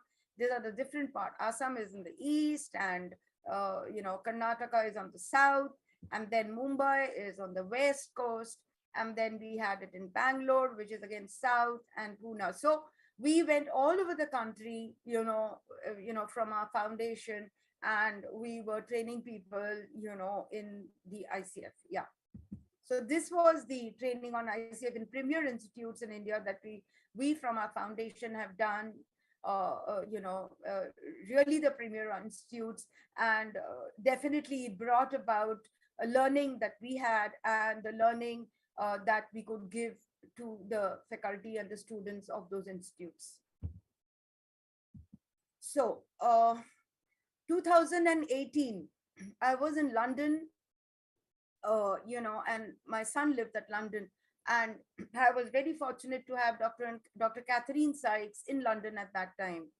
And, so I met her and we were very excited, and she's saying, Aloka, you have to take it ahead in India. I said, oh, this is a very, very difficult. Remember, I was doing the community work at that time, but she said, no, we have to do it. So 2008 in August, we planned out how do we really go ahead with India. And that was the planning that started.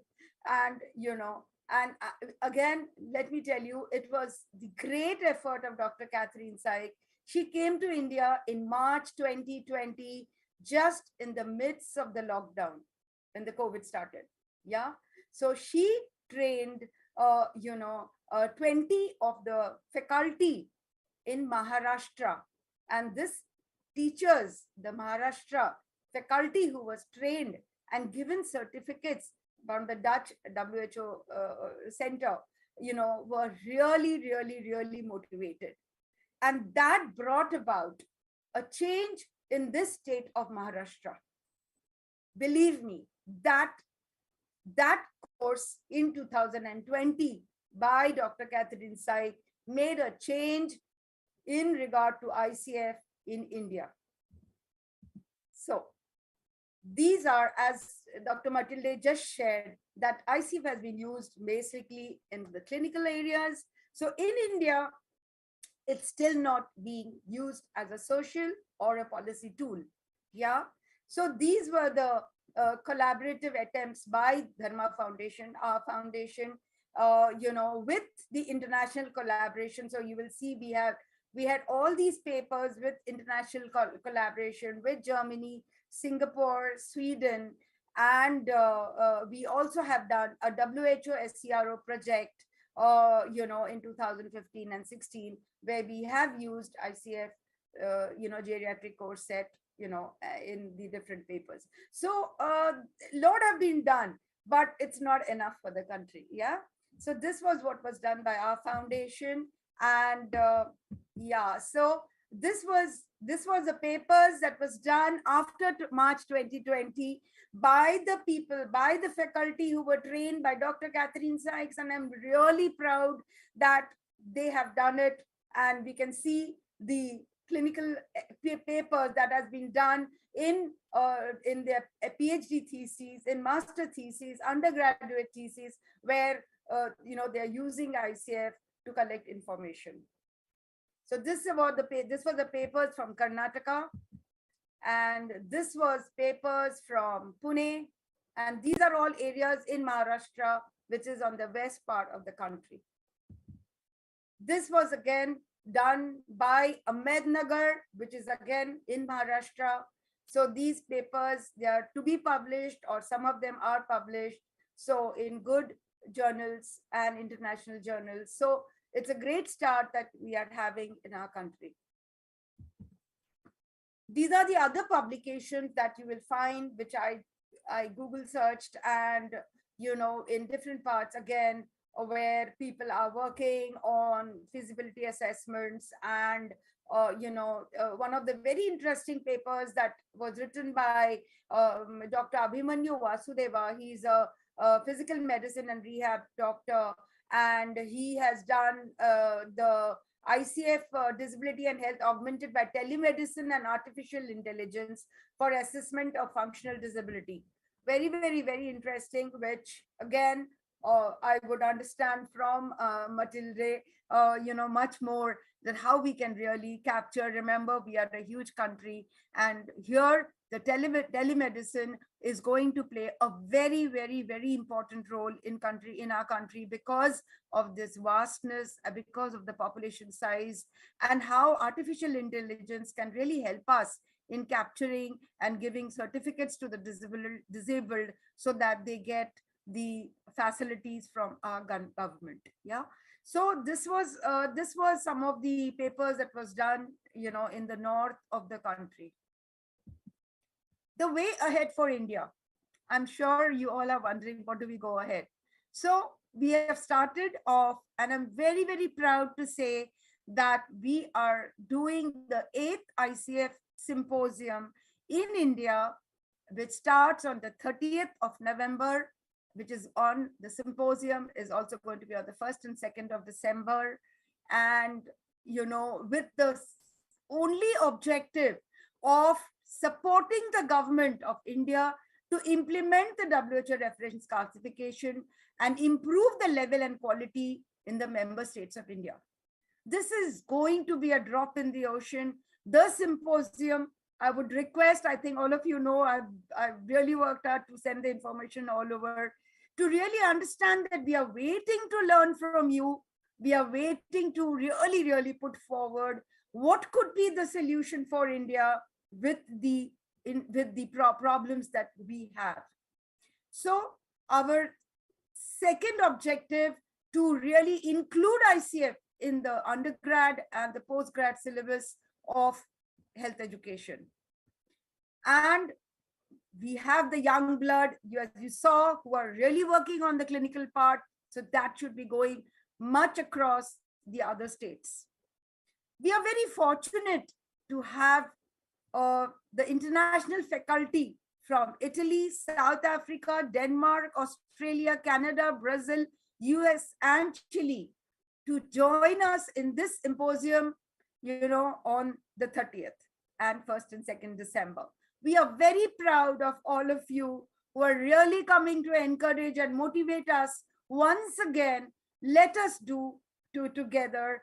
Please be with us, whoever is there listening, and to all the WHO officials who are attending this wonderful prestigious event today, to please support our country in understanding disability right, so that no single person is left behind. Yeah, that is our objective of ICF, and that is, I hope, we all can join together, hold hands, and help our country. Thank you so much. Listo. Muchas gracias, Aloka. Sabemos también que no es un horario. Thank you very much, Aloka. We understand that it's not an easy schedule for you in India. Thank you very much for the participation, for accepting support on this initiative. Next, our next speakers regarding the disabilities certification based on ICF, Karina Revirola and Gabriela Covacci from Argentina. I'm going to talk about the profile. Gabriela Covacci is a licensing in psychopedagogy in Salvador, specialist in mental health and education, and specialist in disability, instructor on the ICF regional level, and coordinator of the National Rehabilitation Center from Argentina. She's a coordinator of the inclusive development of the National Rehabilitation Service, and also coordinator of training on the technical professional service on the transmission of CIF from the Collaborative Center in Argentina. Karina Revidol is a master in the social demography of the National Luján University in Argentina, instructor of ICF at a regional level, licensing in sociology of the National University of La Plata in Argentina, independent consultant on health information system and disability based on Uruguay. She was a coordinator in National Terminology Service of the Ministry of Health of Argentina. Also, Gabriela, as well as Karina, we thank you for accepting the information, and the floor is yours.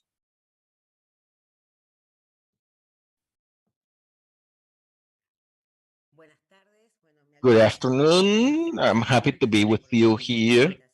Thank you for your invitation, for being able to participate. I also study psychology, psychopedagogy. The idea is to be able to give you a journey and a matter related jointly on what has to do with the use of the classification of ICF and how this process was implemented in Argentina that began, which was in a situation on the review of regulation based on ICF that we have been working since 2009. What are we going to talk about? We are going to talk about the first point that has to do with the certification based on the International Classification on Functioning of Disability and Health. And precisely what I was telling you, we are going to continue implementing. I'm going to talk with based on the certification of disability based on the next one. The next slide, please. As you see, we had to do work, that Argentina, jointly with other Latin American countries such as Bolivia, has done certification and on certification of disability since 1980. So we had been working on using the classifications at that moment but we used during a long time the classification as a way of certifying disability uh, to see what population we were going precisely to present that had disability or not. So we consider that they have different documents they could be people with disability as we consider in our standards in Argentina, everything that had to do with this legislation and the independent life movement and everything. And so we were moving since 1980 to 1990 toward performing a concept building task according to the different paradigms we had at that time, where the medical paradigm was the most important one that had a rather positive view where according to certain situation you would do this and that. So it was certainly a great work about disrupting, cutting this structure. And so from then on, in the incorporation of ICF, and our country was a pioneer in this implementation, and with the Ministry of Health being the one that had to start using and expose and train about this classification. So it was since 2001 that we started with the publication of ICF by looking into a work that would help changing this concept and also looking the incorporation of the rights of people with a disability that in our country is a constitutional nature. So we had to do two things. First, to delete that view, to sort of swipe that view, because we had to work with the certification and how that certification would work, which in the beginning was completely medical in nature, with the incorporation of a cross-disciplinary team, a rather multidisciplinary team. And then since ICF started working with incorporating into the same multidisciplinary board that was working with focusing on the very discipline to focus on the subject, the individual, in a very unique manner. And so for that, ICF allows us to use that common language to understand what we can see in body structures and the way to understand that language. So that was what we did. I'll be telling you a little about how did we get to that and what things we started to do at that point. So that's like the good thing of being at the end, because you're able to hear the prior speakers that were talking about it. And so regarding that, we have a history concerning who does. In fact, Argentina did the Spanish translation, and we've been doing that job. And so from the very first minute, it was like a research work to be using who does, looking at the person with a discapacity, with a disability, concerning what it was already been certified. And so we call those that worked already with that in order to use that who does. And so from that, there was clearly an international participation with the idea of communicating this who does part in Latin America. So there were various processes, and I think it's very important there what it has to do particularly with the general population. On one hand, the awareness. So we started talking and working with the conceptual framework of ICF, which is the most important thing, because at that time people were just thinking about codes. And we clearly needed to do a very important work on checking what was that framework to come out from the paradigm of simplicity to complexity that would imply several variables, and to look that if we were going to use ICF, it was going to be harder because we knew that that was going to bring us into a conceptual framework, but it's not telling us how to measure. And that was the part we needed to work with on instruments that were based on that conceptual framework, based on the Convention of Individuals with a Disability, just as Masash had said. Every time more and more individual-centered and working on these three variables. One having to do with the civil society, others with evaluating boards in the country that have a way to do things, and they don't have to do with me being elected and I just go. There is a process, and at the same time, having the construction of tools to be able to suitably use them with the principles and the general guidelines of ICF. Because if we are going to use that instrument, then the first thing we had to do is we needed to think, let's have and see it as we should and with the right approach. So in 2009, that was a lot of work previous to that, and the whole country.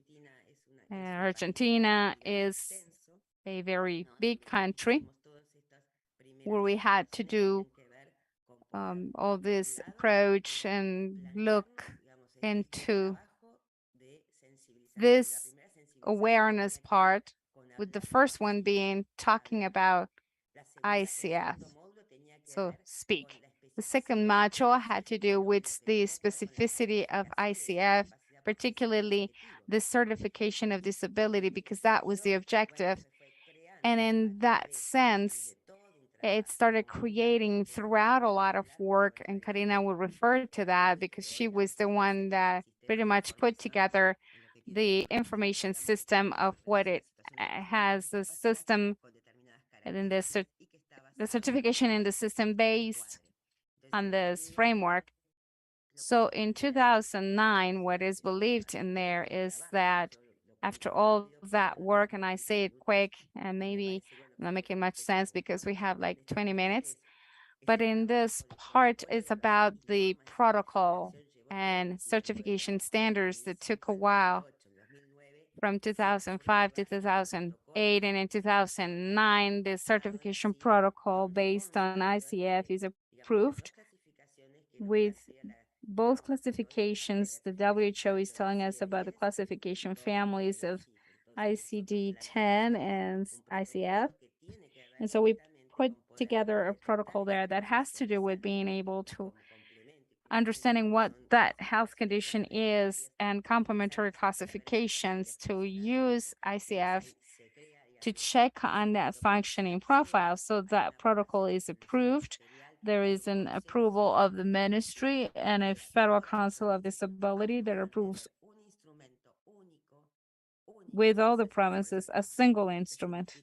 So CUD means Single Disability Certificate in Spanish that covers the whole country of Argentina. That started since 2009, and it was something we kept working with.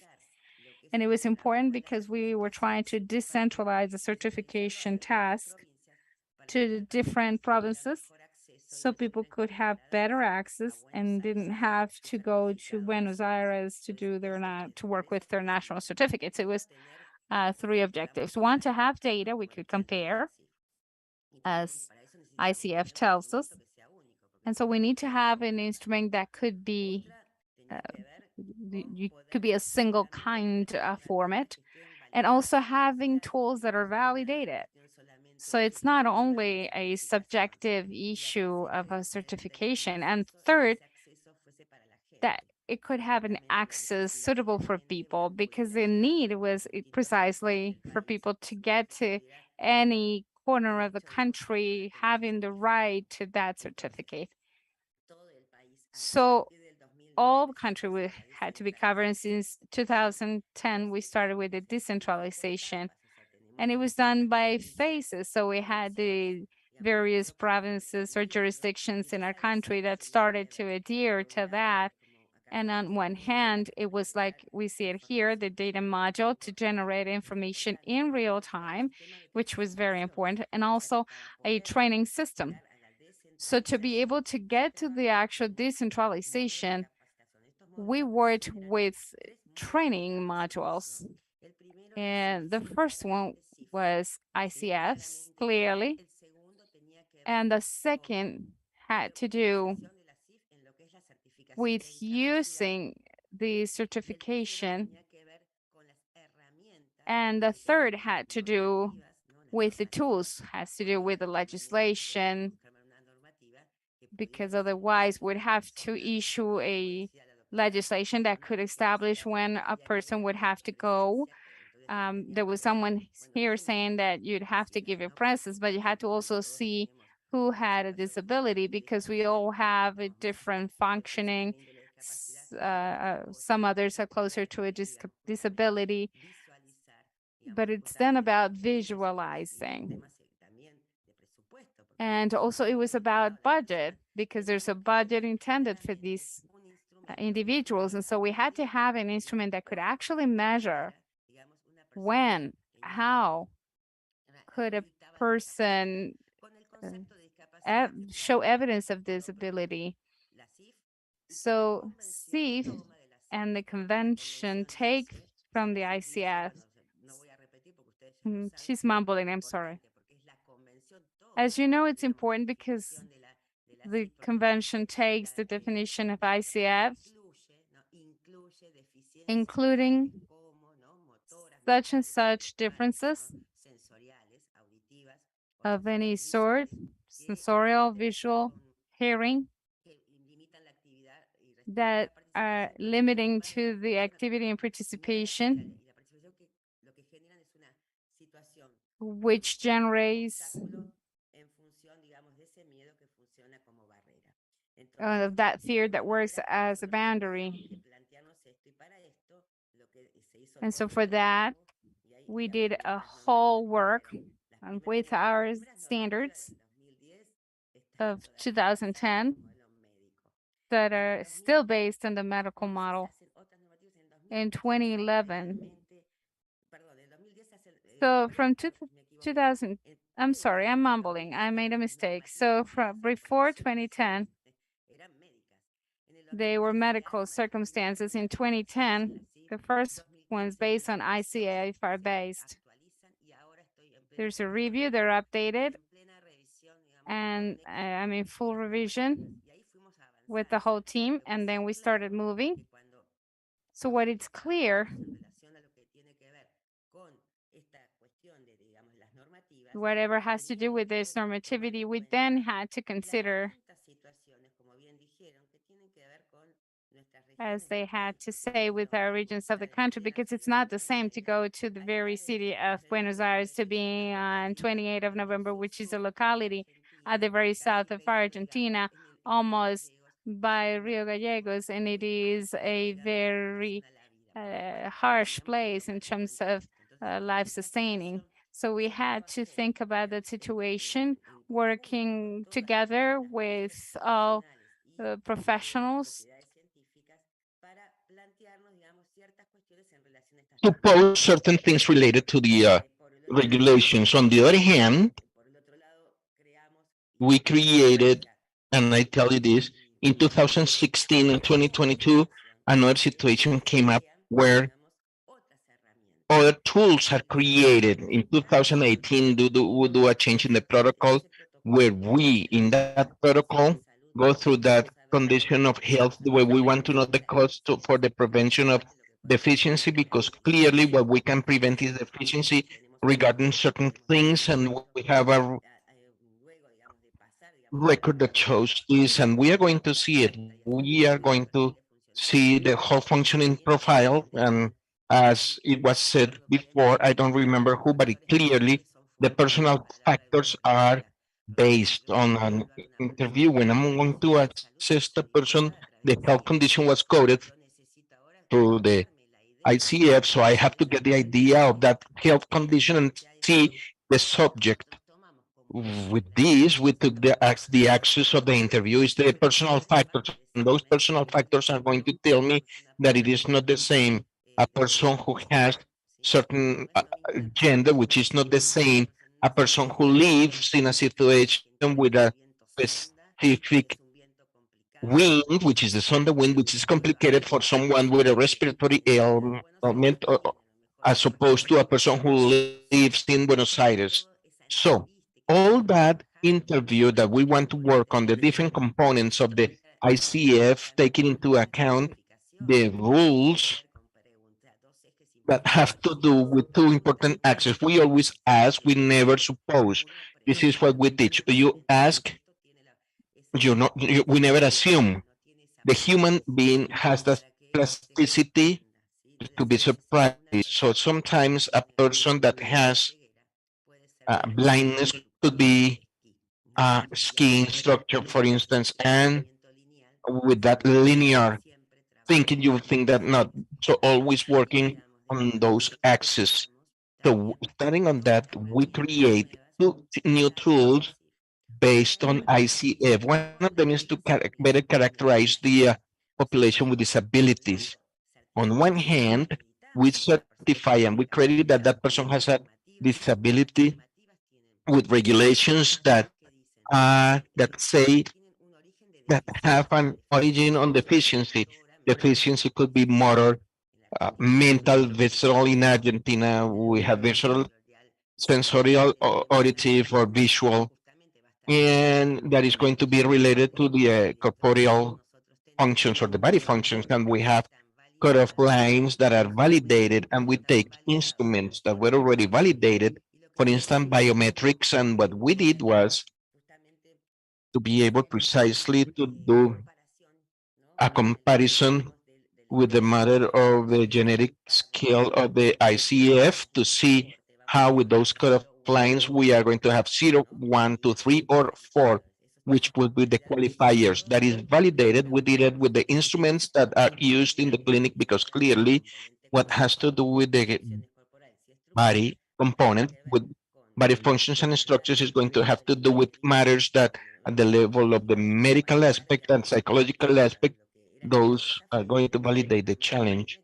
to put together what has to do with the participation activity, which is what we are going to do, see the disability together with the environmental factors. So in this time, we put together another instrument with the person certified, we put together an instrument that has to do, that is called, on one hand, social vulnerability.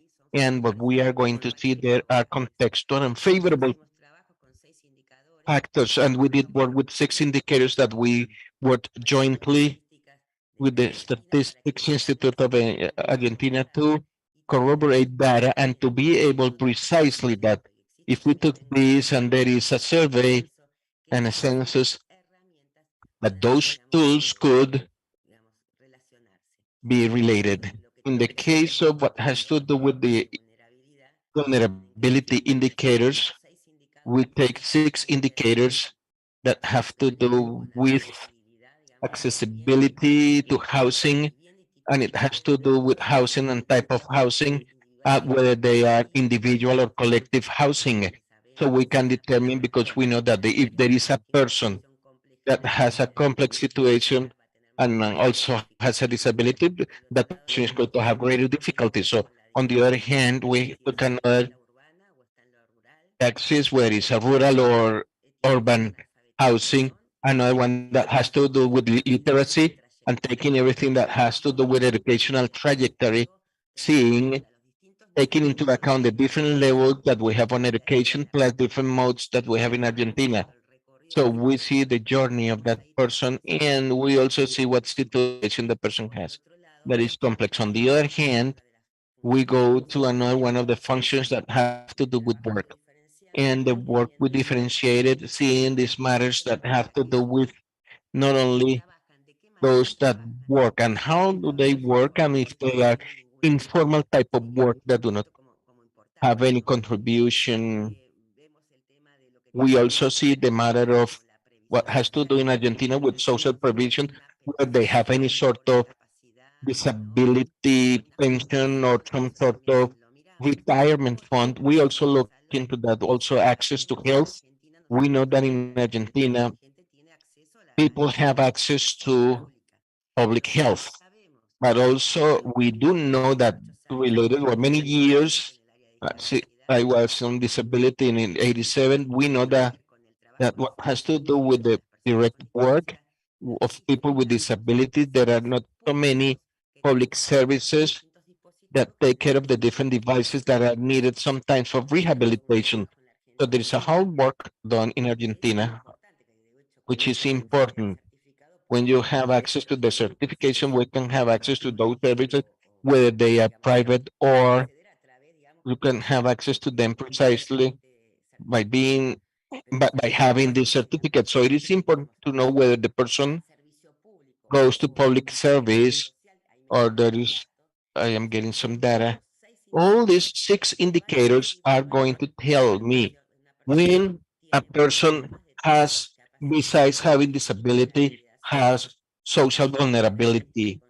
And clearly, the conception or the definition that we take on social vulnerability is complemented and is according to what the ICF says. That with the one from the people that talks about two situations of a person with society.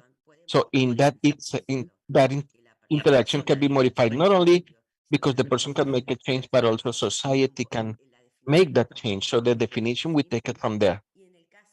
And in the case of dependency, an instrument that we really, I left, sorry, Karina, in the case of dependencies, this is an instrument, a genetic instrument that is not associated to any health condition that is taking starting the 14 years of age, and it has a base on why this is taken, because prior to the 14 years of age, any child depends. I'm not going to take a dependency when that subject structurally or factually is a dependent, although there is a strict situation, that person depends on an adult.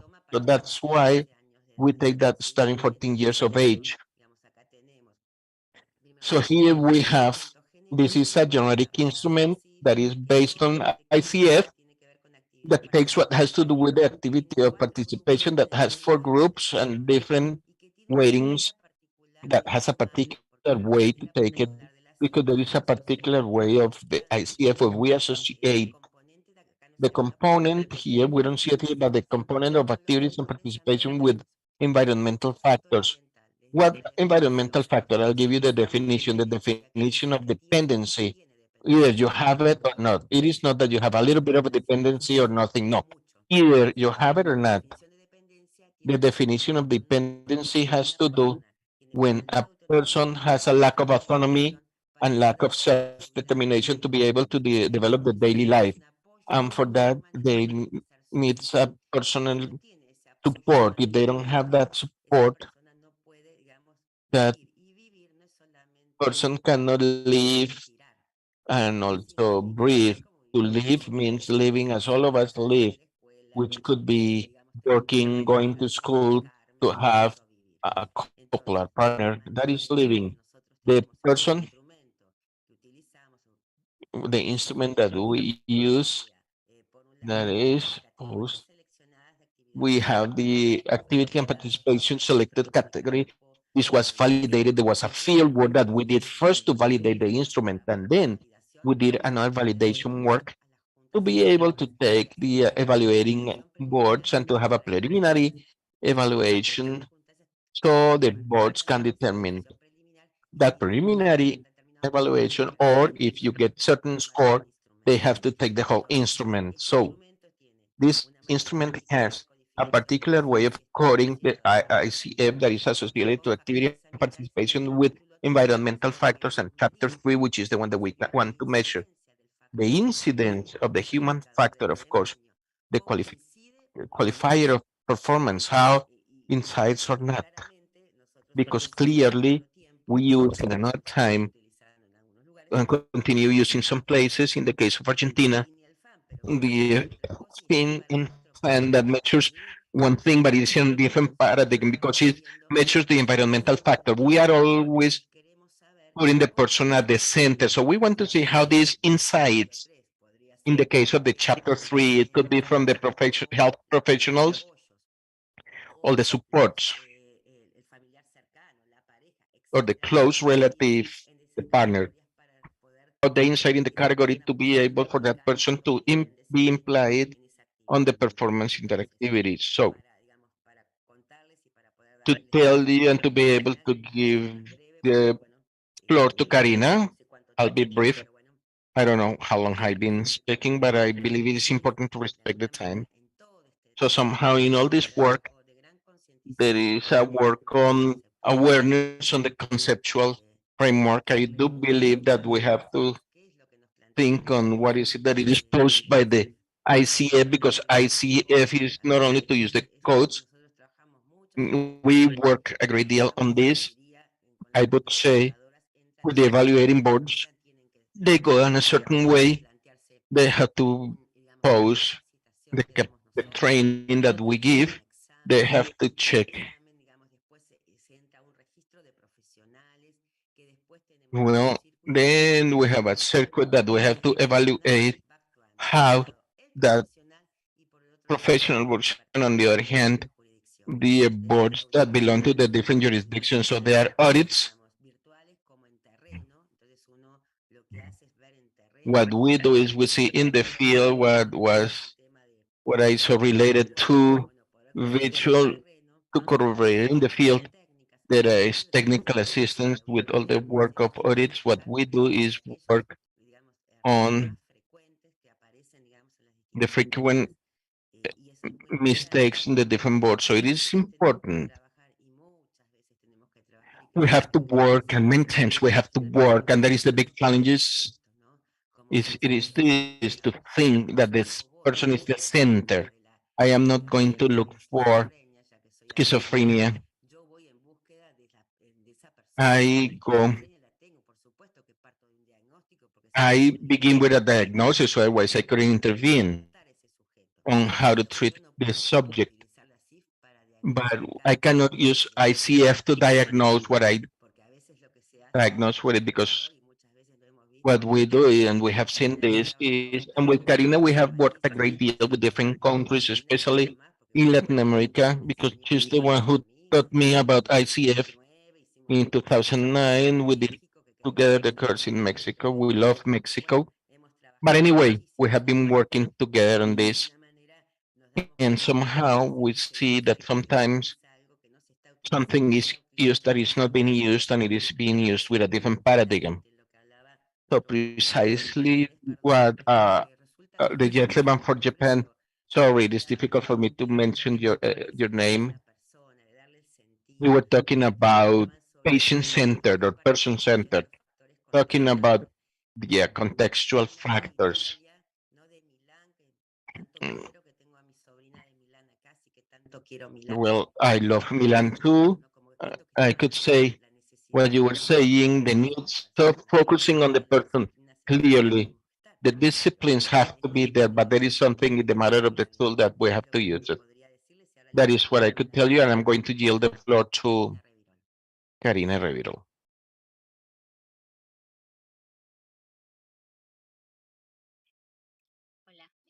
Hello, can you hear me? Yes. I was going to say good morning, good afternoon. We are in different hours. Thank you, Gabby, for yielding the floor to me. I also wanted to thank Manuel, who invited us to participate on this webinar and to celebrate Mexico, that is what it is, the instance about to launch, what Manuel is going to tell us, and to thank sharing with colleagues that are working in different parts of the world on the implementation of the ICF that someone says and makes passionate about. I'm going, as Gabby said, I'm going to respect the time because we are on different schedules, different time zone.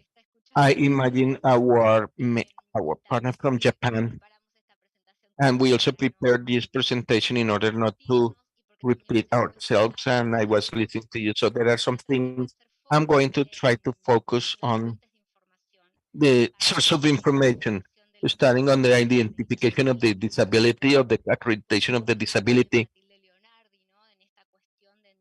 As Matilde Leonardi was saying, where there is a convention that gives us the umbrella on the state law, the rule of law. We have the ICF that allowed us to personalize that concept of functioning and disability to generate information. Besides identifying the disability according to the current legislation in one of the countries, as Gabi said, what happened in Argentina. But besides the opportunity for the most of the countries in the region to certify the disability and choose access to rights depending on the legislation of each country. In the case of Argentina, we have developed a great deal, and also in other countries, the opportunity of the information capturing that allow us to have information on the life condition of people with disabilities to generate information for public policy programs, for decision makers, for researchers that allows to shed light on new discoveries that allow in all cases to improve the quality of life of people with disabilities. So I'm going to review some theoretical things that those who precede me stated. I put them, but only to show, to give a conceptual framework to the focus that I'm going to assume. I'm going to talk about the same process of disability certification that Gabby was talking about, but from the generation of the population information generation that allows the decision-making process that I saw in Matilda's presentation to generate information on the intervention of the policymakers, those who can make a decision on investing money and generate programs. Everything has to do with the convention and the definition of a person with a disability, which is the subject of the Convention of People with Disability, which is mandatory in most of the countries that have adhered to the convention and the protocol, and at others, the legal scaffolding, well, with the differences that each country may present in terms of the local legislation. But without this convention, with it only, we couldn't focus on generating information. Taking just one article, I'm going to take from the convention and the framework, which is also mandatory for the country that have adhered to have information on the reality of people with disabilities through data with coverage based on this conceptual model and the definition through the ICF that we can begin to operationalize that concept and to structure the information in such a way that using different sources, census, surveys, medical records would allow us to build information in consensus with the international community, but based on the biopsychosocial concept that allows functioning and disability independently of the particularity that is such of information could give us. This is the framework, concept framework All my colleagues already covered that, so I'm not going to go into this. All of us know about the ICF. I'm only going to repeat what Gabriela was saying, that in Argentina, when we began with the process of identifying an accreditation of a disability in a unique concept, which is the sole disability certificate, we designed that process thinking on recording the information, not only administrative, bureaucratically, but also as an administrative record that allows to save information, that allows to describe the life conditions of people with disabilities. There are two dimensions to rescue here from this record, which I believe are valuable to whoever is working and want to retake the experience. On one hand, the functional aspect based on the two classifications that the WHO establishes. Everybody talked about the special chapter to be able to be working on the functional evaluation on a health information system, but we use the 10th version of the international classification and the ICF to do this functional evaluation that Gabby talked about, that allow us to identify the disability, because the objective of this sort is to identify the disability and the function disability and incorporate the subject within the information record. But besides this information source, and Gabriela talked about it when she talked about the social vulnerability instrument to work with the unfavorable factor. This source was thought about to be able to capture social demographic information of people with disabilities on educational aspects, access to health and rehabilitation, work, I repeat education here, life materials that have to do with characterizations of life, occupation, and also in this modification that Gabriela was talking about, also the gender perception. I believe this is important because thinking about this information capturing with a double purpose to accredit the disability for the access to disability care towards disability in Argentina, or to capture this social demographic information is valuable when you want to use this source to characterize this group of the population in Argentina. Those variables that would to to evaluate the concepts, what rules in terms of standardization of the measurement of these variables, which is national statistics consensus in each one of the countries, with the different consensus coordinated by different bodies. But I say this is important because to measure when a person is occupied according to what is being used as an international information captured for one of the indicators of occupation, that is the census, allowed me to compare this information with the total population. When there is a problem that is shared by, when this is an economic problem, or when this is a problem in more acute manner within the group of people with disabilities. When I use the ICF, if I do not standardize information capturing, I won't be able to recover the information to analyze it and share it interdisciplinary or institutionally or internationally.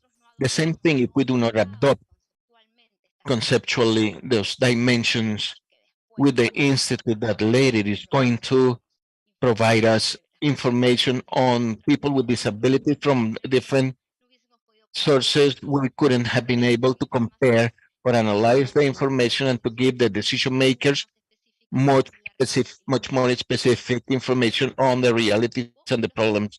Only the subgroups and those who go as a group that belong to the collective that is the nation. That was very important and gives a great value to this record, or to this registry better. I record this as important in terms of information generation of people with disability based on the code. It gives us an exercise that I did for a master thesis, where we see the benefits of having an administrative information registry that allowed us to have to count on to have information all the time. In Argentina, we have three sources of data that share the information that I talked about. Also, the social demographic variables that are conceptually homologous with the other sources.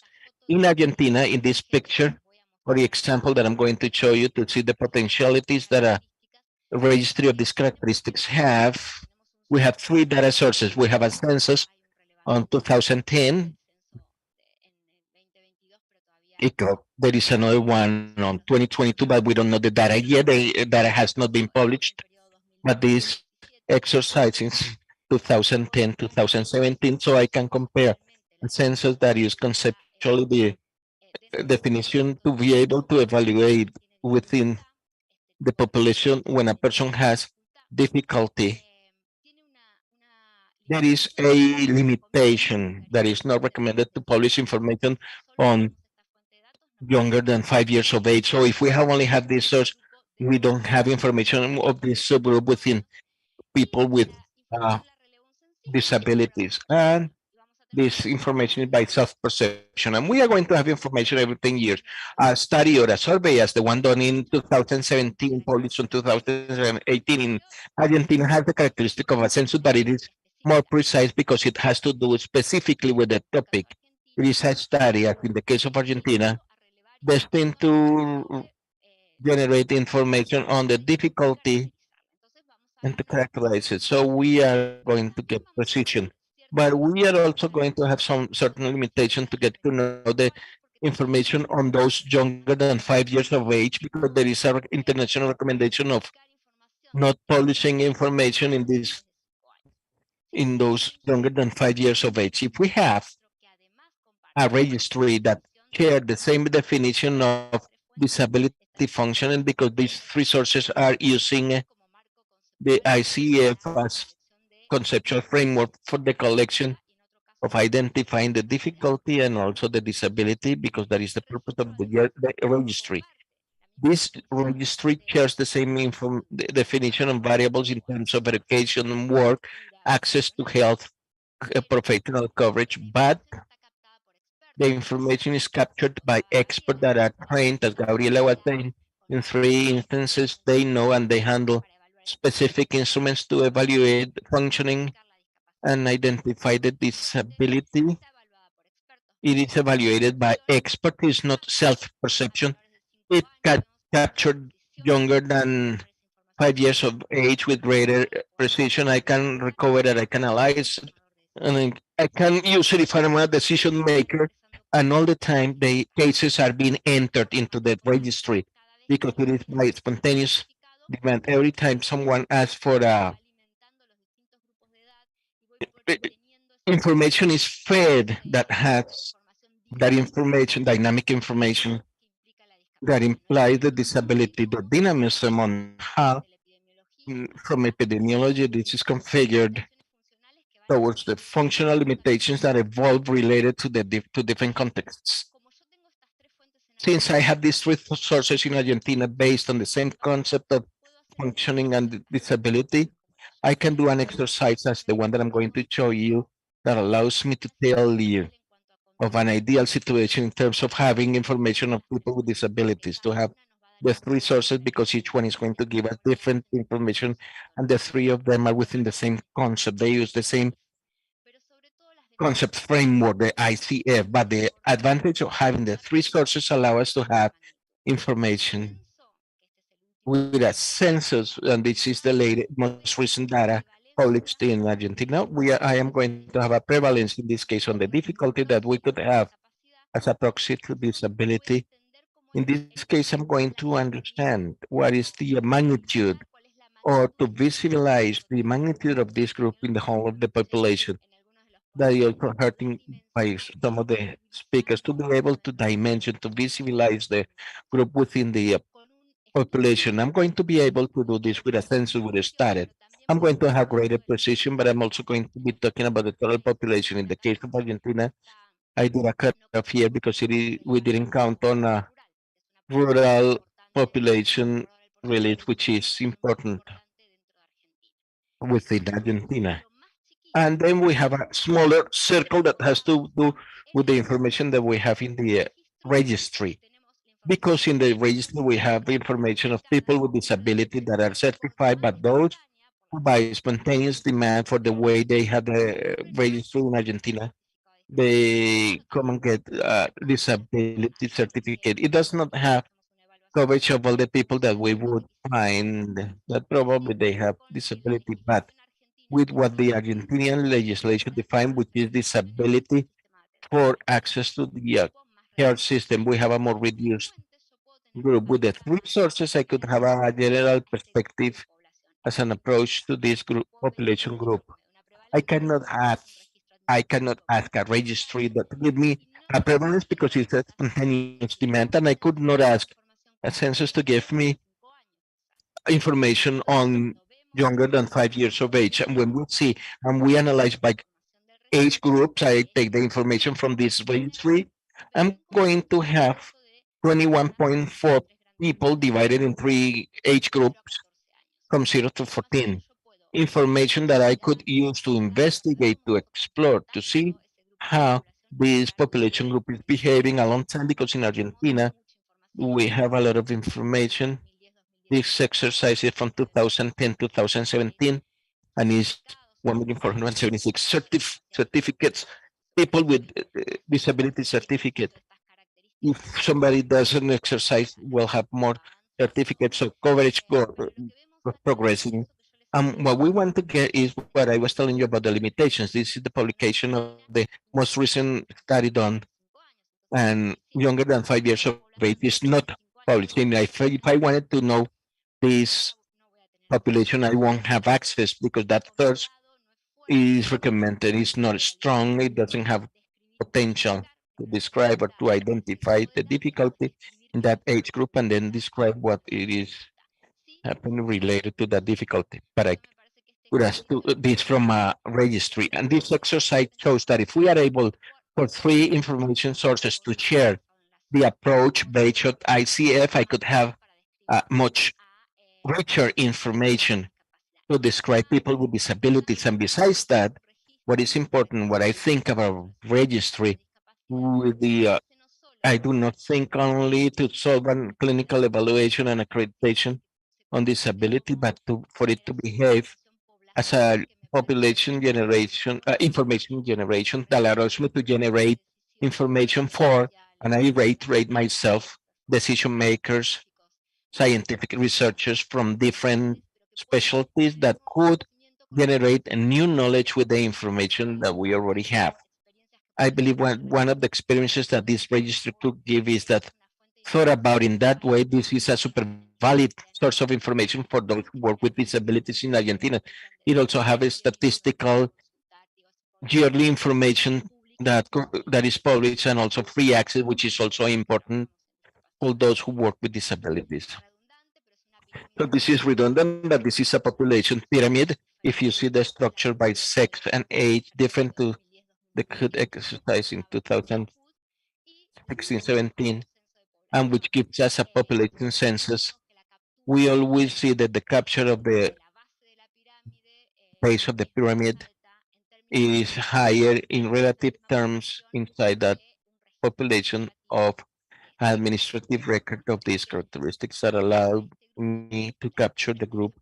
The capture is done by experts and allow us to use this information to investigate this group of population that cannot be used, and the census cannot be used. It is published, but it has a great deal of difficulties when you want to go with this population group. And the latest one does not publish it. You have to keep a source. So I'm outside to be able to get to know a specific group of the population, which is those younger than 5 years of age, that with this registry I could have the information. The idea of not, I don't want to repeat myself, or I want to repeat what Gabby said. The record registry of information about source of data and how important it is to do it with the ICF conceptual model. In Argentina, when we designed this process of certification and we thought about the data source, it was, as Gabby was saying, in between 2005 and 2009 that all this was designed. I want to live in Stolt. Of course, it was not solved in Argentina, and I see it in other countries in the region, with the countries that I'm working with, that this design of this type of sort of registry, which is more related, isolated, and interoperable software, I believe was modern and possible within this concept in which it was designed. Today, we are within a digital transformation, and most of the countries in the region, we're talking about medical records, interoperable medical records, so probably a data source that you cannot stop stressing when you're talking about the conceptual model as the medical records on the rehabilitation institutes or the health centers that work on rehabilitation and that incorporate ICF using it in a different way. This is a demo of a medical record of a rehabilitation center. The use of the ICF is different. What they want is to monitor how the rehabilitation progresses, not only a picture and say this person had disability, but here I have to be with the whole process of rehabilitation. Here, many times on the functional evaluation, someone will be more on the functioning side than the disability.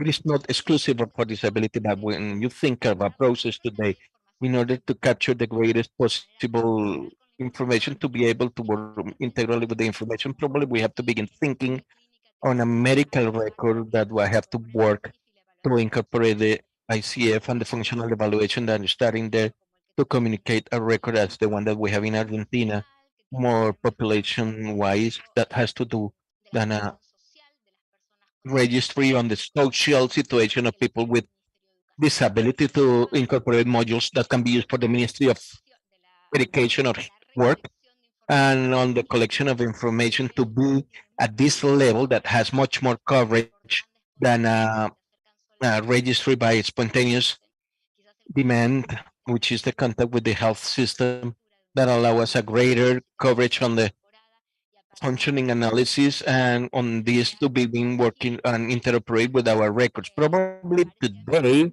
I believe this would be the paradigm regarding work with the capture of information on the functioning of disability to count on information in real time, also updated with people with disability that can be used for decision making, knowing the real diagnosis of what is happening with that population on each one of the countries, and of course to continue talking to the other sources, censuses and surveys that have the potentiality of to be able to sweep the whole population and to give prevalence. But I believe that today in this paradigm of information on the digital transformation age, on interoperability and standards, it would have to, ICF would have to be in this level of analysis on the medical record to be able to cut the people with disability, but with more coverage. Without further ado, this is all I have to say. I would like to stress, retaking Gabby, that the number of years of work in Argentina, I don't work any longer on the service, but I could tell you from experience of having implemented it, but being user today of that information registry, as I show you on the exercise of using the registry as a data source, I did it as a user for my master's thesis, and I continue seeing the potentialities of this record based on ICF as a source of information for the characterization of life conditions of people with disability, especially in those younger than 5 years of age. So it is important always to think on the opportunity of the certification that most of the countries have, as well as the important source of getting to know people with disabilities. Thank you very much. It is a pleasure sharing with Gabby this presentation. We work together. It's always nice. And thank you very much, Manuel. And thank you very much for this opportunity. Thank you very much, Karen and Gabby. Well, colleagues, we are on the last stretch and many of the panelists have left because of the time zones. There are a couple of questions that we would like to keep in mind, and taking advantage for Thomas, who is with us, I would like to know his opinion on the biopsychosocial model that is proposed, whether this replaces the medical model Thomas, what could you say about this? Thank you, Manuel, and thank you for the question. It's, of course, very relevant to discuss the replacement of the biomedical model with a biopsychosocial model, but I don't think that will be the issue, not at all. For me, I think the biomedical model is it's very important that we have the biomedical model. For instance, to have cures of viruses and a lot of acute diseases, the linear medical model are needed. But the biopsychosocial model will complement the biomedical model so that we could use both model when we assess disability and when we treat our patient in rehabilitation. So I don't think it's an either or, but it's both, and they need to be worked jointly in a combination. Claro, muchas gracias, Tomás. Thank you, Thomas. And I see, we also see that you have, because of the, thank you very much for still being with us in spite of the time. And a question done by who that was foreseen by Matilda, but however she left, she had to leave, and it is the subjectivity perceived in terms of who does. And the answer was, her answer was that precisely that who does is a part on the evaluation of psychometric instrument in terms of the evaluation of disability, disability factor for the other objective matters, even thinking on the efficiency, on body structure, the medical appreciation, complemented with Thomas was saying, and this is a total accumulus on the interaction on the model that puts us at the same level, the physician and the comprehensive model. Also, colleagues, we are on the final stretch. I'm going to be very concrete. At the beginning of the activities, as we said, it is part of the activities of training activities that briefly will begin. If you allow me.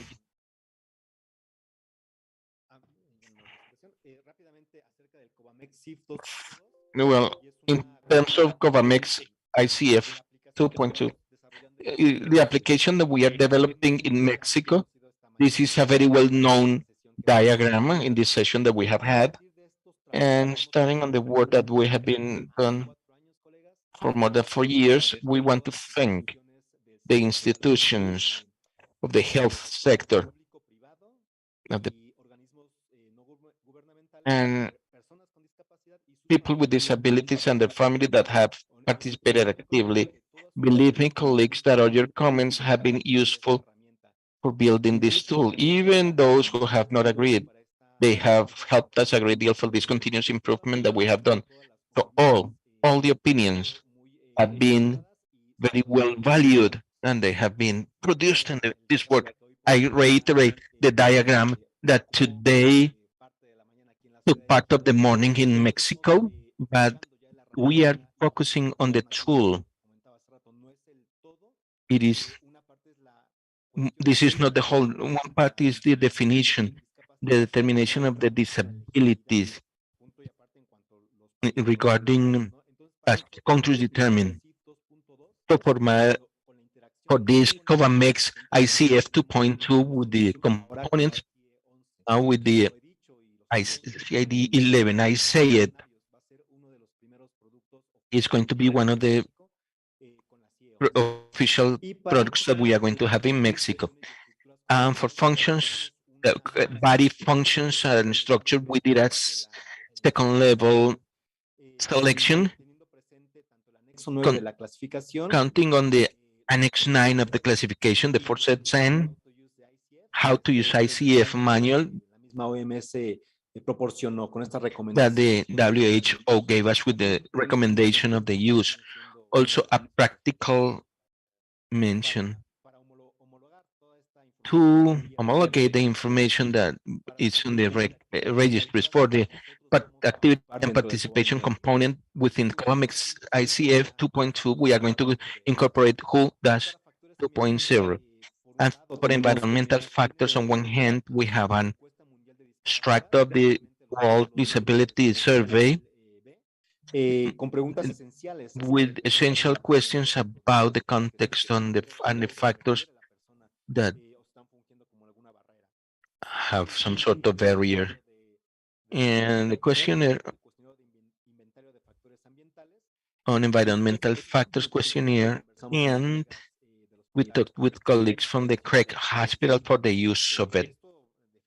This definitely has a relevance worthy to be mentioned because those are the instruments that are within the component of environmental factors that could have the opportunity of capturing the information. On the other hand, we want to thank publicly the National Council, Population Council, that we have worked in the recent months together with the environmental quality index, and this is worth to mention in the sense that places and focuses the characteristics of where we live, where the person lives, requesting the disability request, and it has quality indexes.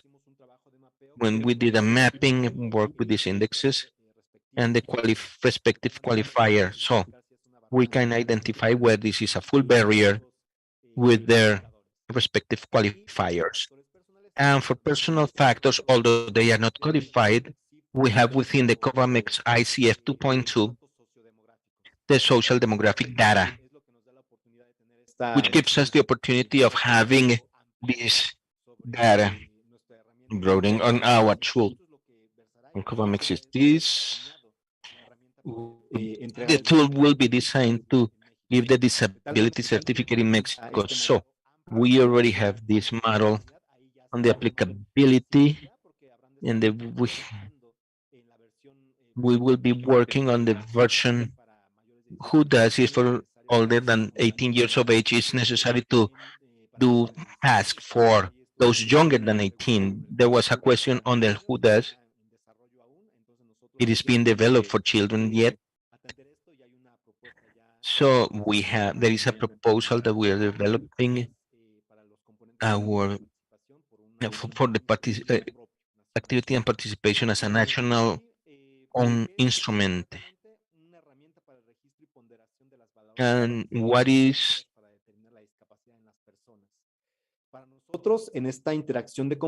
for this, on the interaction of with this waiting line, we determined that the participation is going to be 40% for function and corporate structure, and other for environmental factors within these three elements. It is equitably 23.3% for each one of them, but this component is going to add up to 20%, and personal factors, since it doesn't have a qualifier, it is 0%. So with this interaction, we have 100%, and there is an argument. The fact that it plays in a more significant manner on functions and structures, as the ICF says it, it is in this part where it resides, functioning and disability. Characteristics on the COVAMEX, it complies with the general health law based on ICF, response to the current biopsychosocial paradigm, and it's with this new baggage in terms of disability and also multidiscipline team, and it homologates the different tools that we have at a national level towards the future. The sole national disability certificate and information system that is part of the national health information system, and interoperability with RENAPO with this curve. And in closing, the work that we have that we presented on 2022, presenting the elements, focusing on the border. On my hand, this is all. We decided to finish with this presentation. So the next activities, national activities that we are going to have, colleagues time. We went over the time, so we want to thank your patience and your participation, and also to the panelists. Thomas still here with us. Thomas, if you are there, Aloka is still here with us. Okay, so we want to thank you, Gabby, Aloka, and Karina, and myself, to have this closure and to do other activities that we have today, or in the case of Aloka, to be able to rest after a long day.